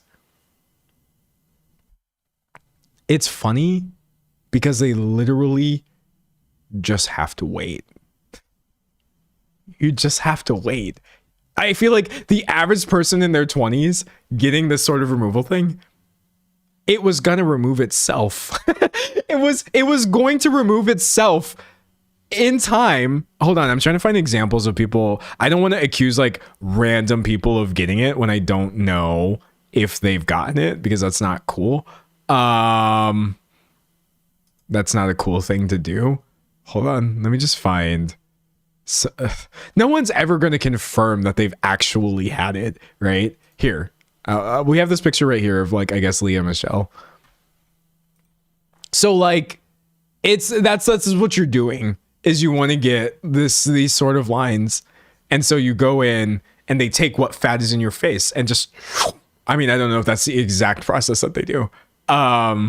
And then I'm not saying that this person has had this. I'm not saying that this person has had this. I'm just saying this is a pretty good example of how one's face may change before and after the procedure. Chat, I'm really, really, really lost on it. I'm really, really lost on the idea behind this one. I'm actually not like a plastic surgery hater at all. Well, okay, how to word this? Like, if you as an individual want to make changes to your body, that's not something I have a strong opinion on. I definitely do think it starts getting weird when it's celebrities promoting beauty standards that the average person can't naturally achieve, right? But I feel like for the vast majority of these enhancements, I do at least understand where they're coming from. Even though I feel like, you know, nose jobs that turn everyone's nose into the same nose, they're sad to me as a nose fan. I like noses. Those were my favorite things to draw when I was younger. That's sad, but I guess I sort of understand what would drive somebody to want to have the Snapchat nose or the Instagram nose. I don't really understand the buccal fat removal thing. Because if the point is that you want to look like you're in your late 30s, can't you just wait? Chat, do we think this is a stupid take? Maybe I am like drastically misinformed when it comes to what the point of the buccal fat removal procedure is. I don't get it. I don't get it. I don't understand it. I don't. That's just me personally. If you want to do whatever you want to do what you want to do. But let me tell you right now, it's going to leave on its own and you are not going to be able to get it back. I don't understand taking it out early. I don't understand it. I don't get it. Now people are talking about veneers. I've talked about veneers before. Oh my gosh, veneers, man. Okay, here's the thing too. For every single cosmetic enhancement that a celebrity does, there is a smaller person who is not famous, and that enhancement changed their life. Okay? I want to be really, really clear about this. There are some people who get veneers and it fixes their smile to them, or, you know, they feel like it's been fixed or whatever, and they're so happy. And they've removed a massive source of insecurity within themselves. And so because of that, I'm not anti anything. I really think the idea of somebody having something that they feel like they're unhappy about and like making a change and then feeling better, that's not where I'm going to swoop in and be like, you as an individual shouldn't be able to do that. However, I think that that's a completely different scenario than people who are already actually considered to be at the height of like conventionally attractive because you are getting Hollywood roles and stuff like that. And we're just going to start freestyling random plastic surgery. I think a lot of celebrities just freestyle where it's like, you know what? Whole new teeth because we can. You know what? Take the cheeks and just shoop because we can. And I'm like, that is the level of plastic surgery that I'm more so just like, wait, maybe don't do that. Oh no, that's scary. That's scary. Someone said Instagram veneer techs and filler techs are so dangerous. It's always veneers in Philadelphia. Well done veneers do not look like horse teeth. Exactly. Veneers are a valid thing that can actually genuinely help people. That's just a lot different than what you're seeing with celebrities. Excuse me. I'm reading chat. But yeah, no. See, now I see people talking about specific people. I don't have... The reason that, like, I guess I don't usually talk about or really ever talk about, like, oh, this person has this sort of surgery, this, that, the other. Because, like, A, I don't care too much. But B, not asking y'all to feel too sorry for somebody who's richer than God or whatever. But actually, the body dysmorphia that comes with consistently seeing yourself more than any human being should is kind of wild. I feel like that it's kind of wild. I've had periods of time, or I would say at this point in time, I don't really know what I look like. Does that make sense? I've seen myself in 200 plus videos. I've seen my face looks one way in some places, one way in other places. I've been under so many different lighting conditions. I get a lot of feedback on my face and the way that I look, and people say things. I can literally only go off of vibes right now because I don't think I should have ever seen my face this many times. It's not like the same thing seeing myself in the mirror. I've seen myself under so many different lighting conditions. It does a number on you. Now, of course, my approach is just being like, accepting of the fact that like, okay, well, because of that, I'm just going to take whatever I've got. This is who I am. This is how I look. I'm not going to change anything. However,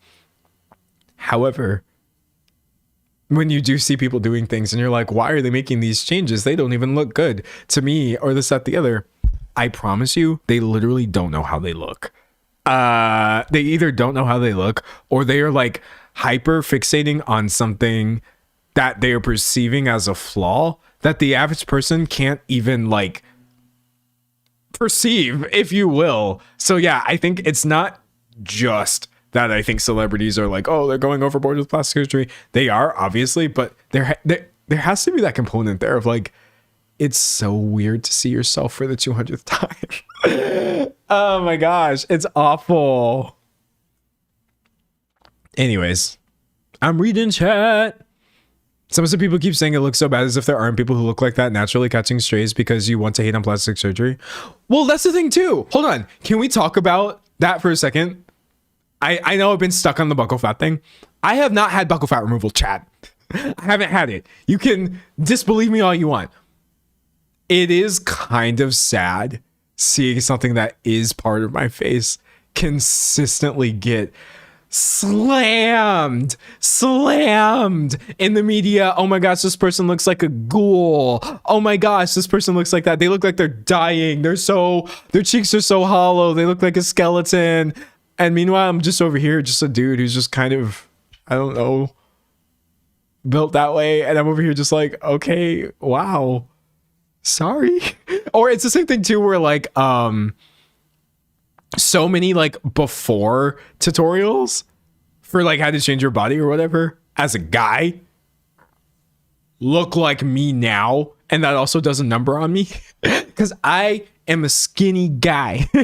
I wear big clothes and stuff, but like so much discourse is like, oh, are you a skinny guy? I bet you probably think that you're the ugliest person on earth. Here is a bunch of stuff. Here's my plan for you to eat 5 million tons of protein to bulk up and stop looking like Captain America before he got the super serum.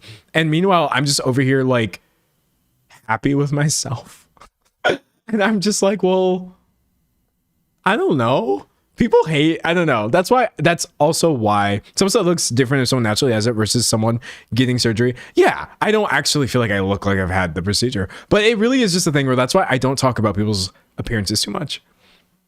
I really don't. If I see somebody and I'm like, oh, this person we're talking about, let's say they have, I don't know, big ears or something like that. A lot of people have big ears. And so it's so easy to catch strays when you're just talking about people's appearances. And that is why I stray away from it. Stray away. No pun intended. I'm reading chat. Someone says skinny can be healthy. Anything can be healthy, and you can't identify what is healthy visually. That's how I feel personally. Someone says scary how body type can go in and out of style every year. I know. It's scary. Why not? The ideal body type is you doing things that make your body feel good and are nice for you. And then how you look is probably the way that you look. And that's good. And that's should be your ideal. Someone says, shout out to big ears. Exactly. You got big ears. You're part of big ear gang. Live your big ear truth. Dunking on individual features that people have, I just think is like not cool. It's not the move. Someone said I have a pointy ear, only one. I don't know why, but I'm not going to change it. I think that's dope, actually. As a skinny guy, I also get emasculated so much. Why do people think that body types define your identity? Yeah, no, it's whack. It's whack. Because also, here's the thing, too. People are going to call this cope. I'm warning you right now. Someone is going to clip this out of context and say, see, I knew that D'Angelo was like, I don't know, not a real man or this, that, the other. But let me share some cope with y'all really fast. I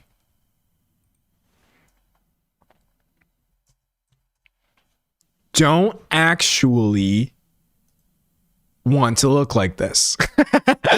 I think looking like this is great. It's awesome. It's super cool. And if you're putting in that level of dedication, that's fantastic. But I do definitely think there's this weird idea that this is like the ideal for all men, or like this is what women want, or this, that, the other.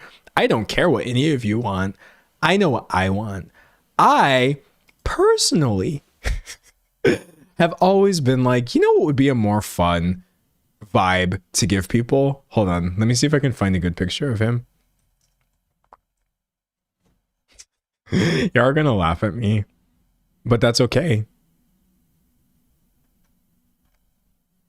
I want to look like Ryuk from Death Note. I just want to be off-putting and alt and scary. I don't even think I'm scary. I think I look like a nerd because I am a nerd. But like, I don't know what to tell y'all. Why would I want to be Dwayne The Rock Johnson when I can just be a creepy Shinigami? I'm completely okay with it. You see all these celebrities constantly getting like backlash over how they look, and they're like, oh my gosh, Pete Davidson, he's over there looking like Slender Man. Okay, but what if I looked at Slender Man and I was like, That's all I'm saying. That's all I'm saying. I see people saying that's literally my gender. Yeah. Oh, well, I mean, let's not even get into the gender thing because it goes a little bit deeper than that. But you're right. There is a certain brand, because here's the thing. I'm putting my headphones down so you know it's about to get real. And you can stop me if you feel like I'm just making things up. Men, in general, think that women are a hive mind. And they believe that there is like one way of looking that is the ideal type for all women. Let's say your goal, I don't know, you're a guy and you would like it if women thought you were cool or whatever, right? Because of this, and because men believe that this is the ideal for all women, I think it leads to a giant misunderstanding about the various ways that you can still have Riz as a dude.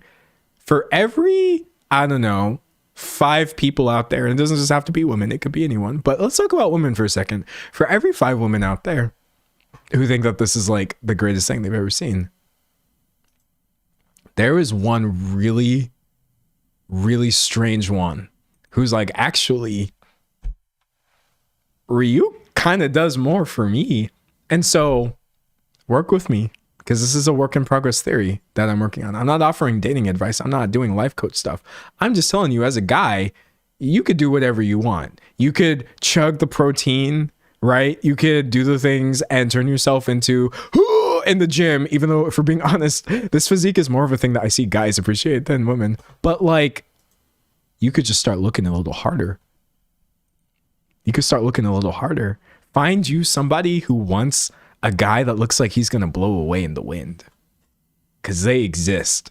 They actually genuinely do. Find yourself somebody who wants a guy who looks like you could just use him as a clothes hanger. They're out there. They're so out there. They're like an underrepresented community. But I've seen from personal experience, they're a very real community. That's all I'm saying. That's all I'm saying about body types and being a guy, and guys' concern that like, oh, if I'm skinny, like girls aren't gonna like me. Maybe, but I'm just saying.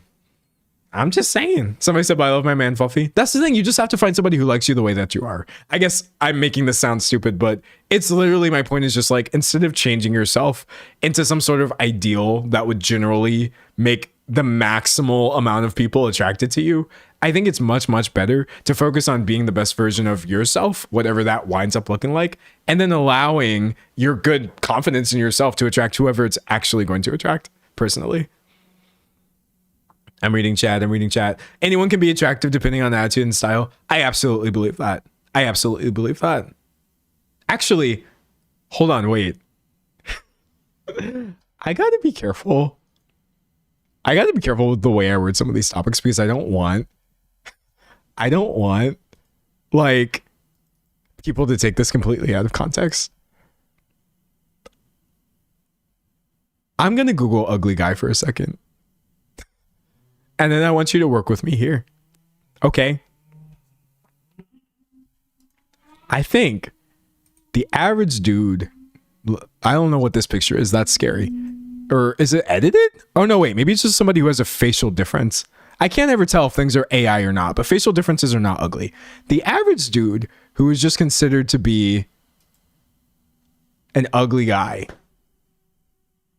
it's more so that you're just average and you're not working with what you got. It's okay to be average.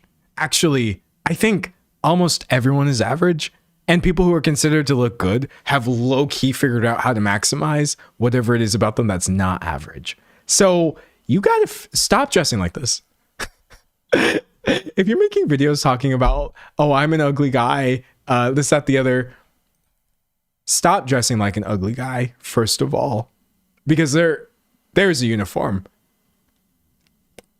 And a lot of guys wear it. I don't understand why. You need to start thinking about like, okay, I might not be Brad Pitt. Wait, Brad Pitt's a horrible example because he's not even that cool of a guy. But you might be like, oh, I might not be like, I don't know, the guy from Heated Rivalry, right? I might not be insert Mr. Clean. I think Mr. Clean's a good looking guy. But you are you. And nobody else can do that. That's the thing. That's the thing. No one's finna book you to replace George Clooney in a movie. But nobody could really hire George Clooney to play you. And that is the thing that I feel like the average guy needs to realize. When I started realizing like, oh, wow, okay, the beauty standard literally has nothing to do with me because I'm completely outside of it. But then I started realizing, but like, I landed over here in my own little weird bubble that I don't feel like anybody else could get on either. So you got to find whatever it is about you and like linger in that space and keep working on it and be like, oh, this is my personal style. Oh, just kidding. This didn't work for me. I don't like the way I felt in that. And then experiment again and figure out silhouette and how to work with yourself and this, that, the other. Because here's the thing.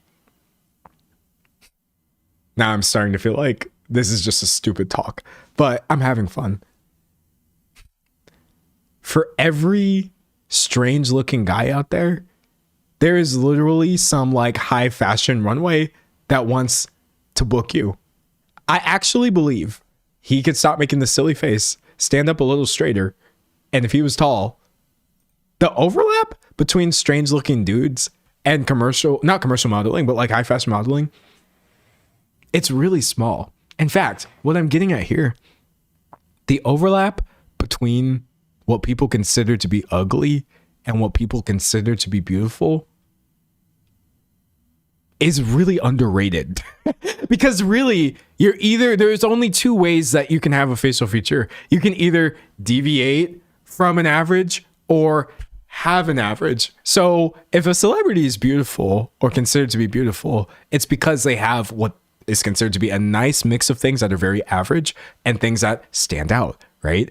All you really got to figure out are which parts of you fit the mean human being version of yourself and which parts of you are different. And then all of a sudden,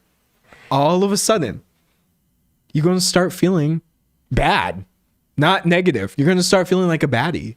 You're going to feel like, oh, okay, I've got these parts of me that other people really don't have. But the parts that other people don't have are what make people beautiful. Genuinely, right? It's the exact same methodology. You can apply it to yourself. And then when you start realizing how like, oh, okay, the beauty standard is rooted in absolute nothingness. It's completely made up. And in a different era or time, I would have been the beauty standard and everybody would have been trying to look like me. When you realize that these are all trends and stuff, all you got to do is focus on, hey, what are my features that I like about myself that I feel like make me different? Or what features do I have that I think are pretty average and allow me to, I don't know, fit in and they're just nice to look at or whatever? Mix and match your thinking about these things. There's so little difference between ugly and beautiful. Anyways, someone said this is so true. Lots of models have unique appearances, for example. Okay, hold on. Wait. I'm going to bring up somebody right now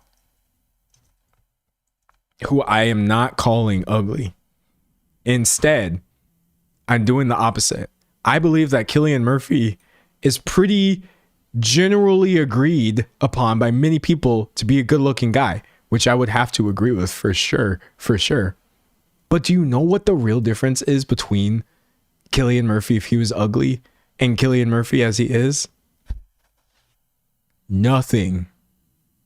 I think dude is just good looking because he just knows that he is. He has a fairly unique face that other people don't have.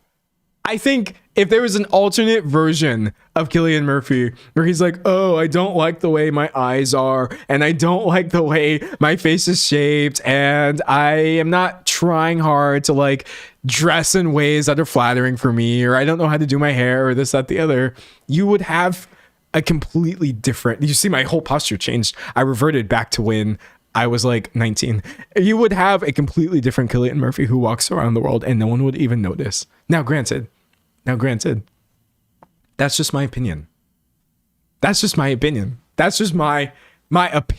I feel like you really, really gotta learn. Like, it's so made up in the first place. Someone said Willem Dafoe, though. Willem Dafoe is a baddie, unironically. Someone said he doesn't talk, which is extremely attractive. Wait, no, hold on. That's a good point, though.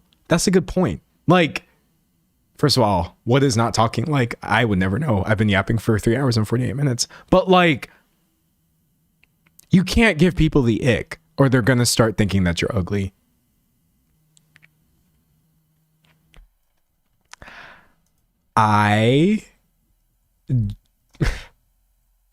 Okay. I'm watching my words here. All I'm saying is before I ever saw any sort of discourse about Timothée Chalamet's opinions or actions, everybody was like, oh my gosh, Timothée Chalamet, yeah. I ain't never seen him speak. Never in an interview, never once did I see him speak or say anything or have an opinion. And everybody was like, yes, Timothée Chalamet is the one. Now what does he do? Constantly run his mouth. And now all of a sudden, what is happening? People find themselves getting the ick from Timothée Chalamet. Your biggest asset is the fact that people don't know how annoying you are. Don't let them know. Don't let them know. And make sure you have a good haircut at all times. It's that simple. It's that simple. Someone said, what did he do? He has really strange opinions on Western culture, K-pop Demon Hunters, and also just strange things involving rap music, which I could get into if I wanted to. But like, you feel me? Oh, and he dates a Kardashian. Yeah, someone pointed that out too. I think he is also currently dating Kylie Jenner or whatever. Yeah, no, people are not super rocking with it. Also, he's overexposed currently. Someone said, this is so funny, you're 100% correct. All I'm saying, as a man, sometimes the best thing you can do is keep your mouth shut.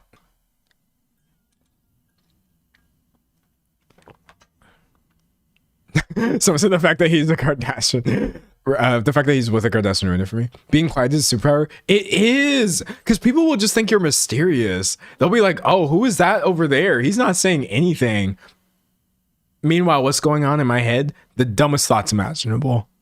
But because I'm just over here like, it's like, oh, what did that wave contain? Idiocy. Stupidity. The ick. But I never gave you the chance to get the ick because I didn't say anything. I just waved. Smile and wave, boys. Smile and wave. Anyways, that's enough. Someone said, what did he say about K-pop Demon Hunters? Okay. Someone said, is your ring an ace ring or just alt? It's just, well, okay, here's the thing. I'll get to the ring in a second. Read K-pop Demon Hunters. He essentially said, anytime he sees like a young Hollywood actor thriving, he's like happy about it because Western culture is not a given when you have movies like K-pop Demon Hunters being the most popular thing on Netflix. And so that's why he's rooting for Hollywood actors. That's a direct quote. I could find the clip, but I don't really feel like doing that right now. That's my answer for why I'm saying he's weird. Anyways, R.E. the ring. Yeah, it's funny. Many years ago, I just put on a black ring because I was like, oh, black is such a cool color. And then so many people were telling me, not so many people, because I don't think most people know what a black ring symbolizes. But a few people were saying like, oh, that's also kind of a thing that some ace people do, or this, that, the other. And then at first I was like, oh, wait, people are going to think that I'm ace. And I was like, but am I? And so then I put the ring back on and I was just kind of like, and so then I did more research into like what ace even means, because it doesn't mean what I thought it means, because nothing means what I thought it means. And now all this to say, I think you can interpret it as an ace ring or alt, and either one would be fine with me. Either one, I'm okay being perceived as either. I don't think either one doesn't apply. I'm reading chat.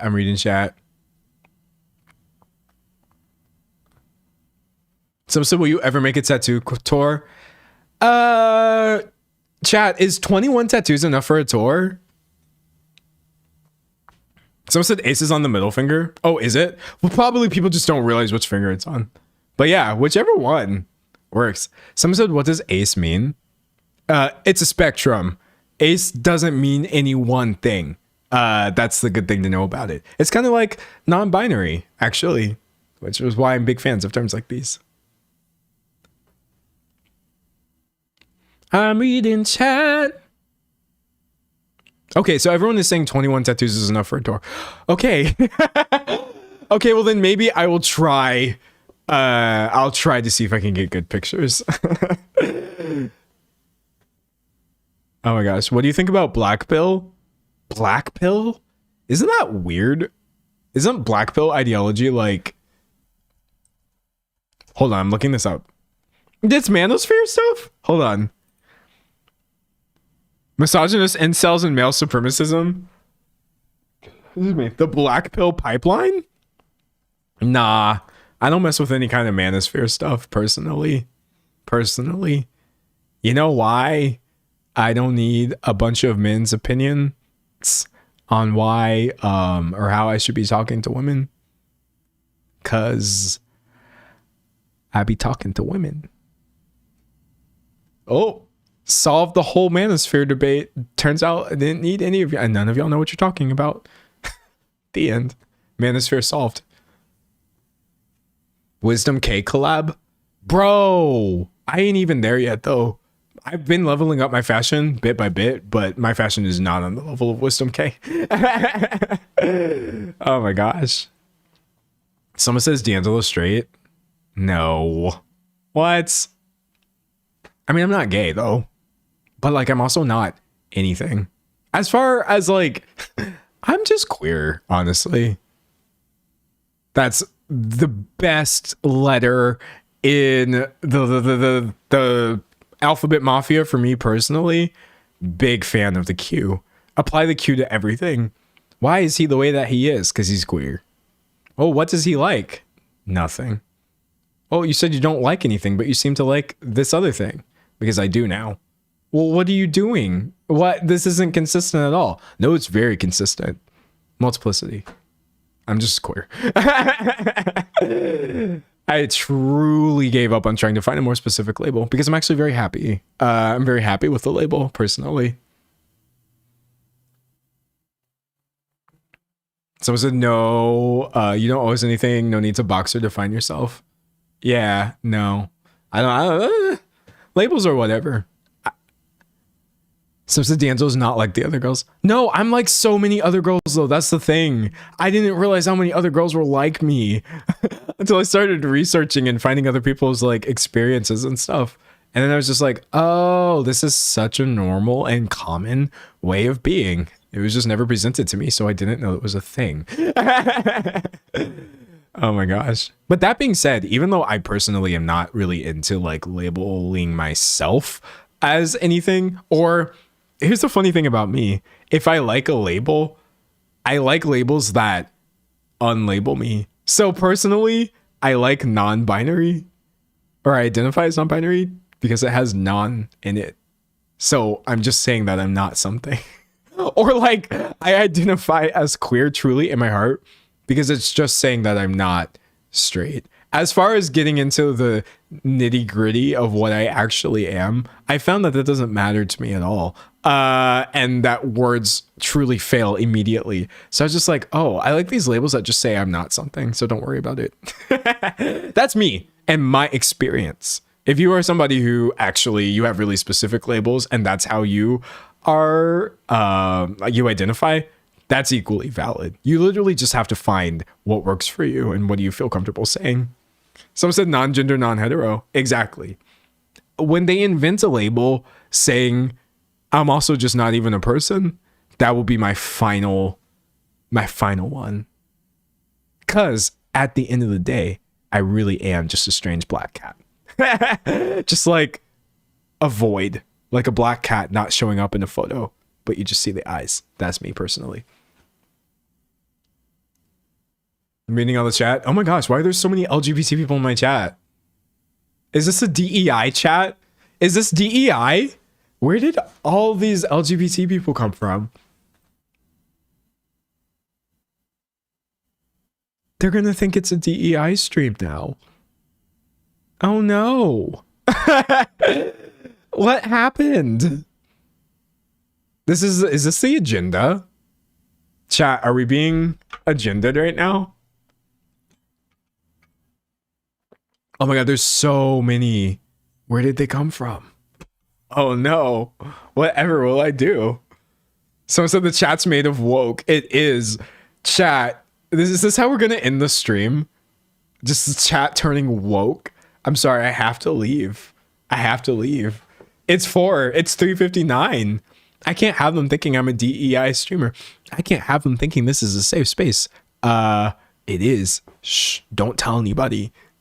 But yeah, I totally consider my channel to be a safe space for, I mean, hopefully anybody. Unless you're a bigot, in which case you're gonna you finna hate my content. You're gonna hate my content. It's gonna be unwatchable to you. Some should pronounce he him. All right, anyways, oh my god, I'm becoming woker. Y'all gotta stop. Some of them are shaking because they're so woke. The stream has to end. YouTube is gonna ban us. Bye everybody. Work is over at 5:19. Oh, wait, you're right. I'm still an hour and 20 minutes off, but you know what? We have to figure it out.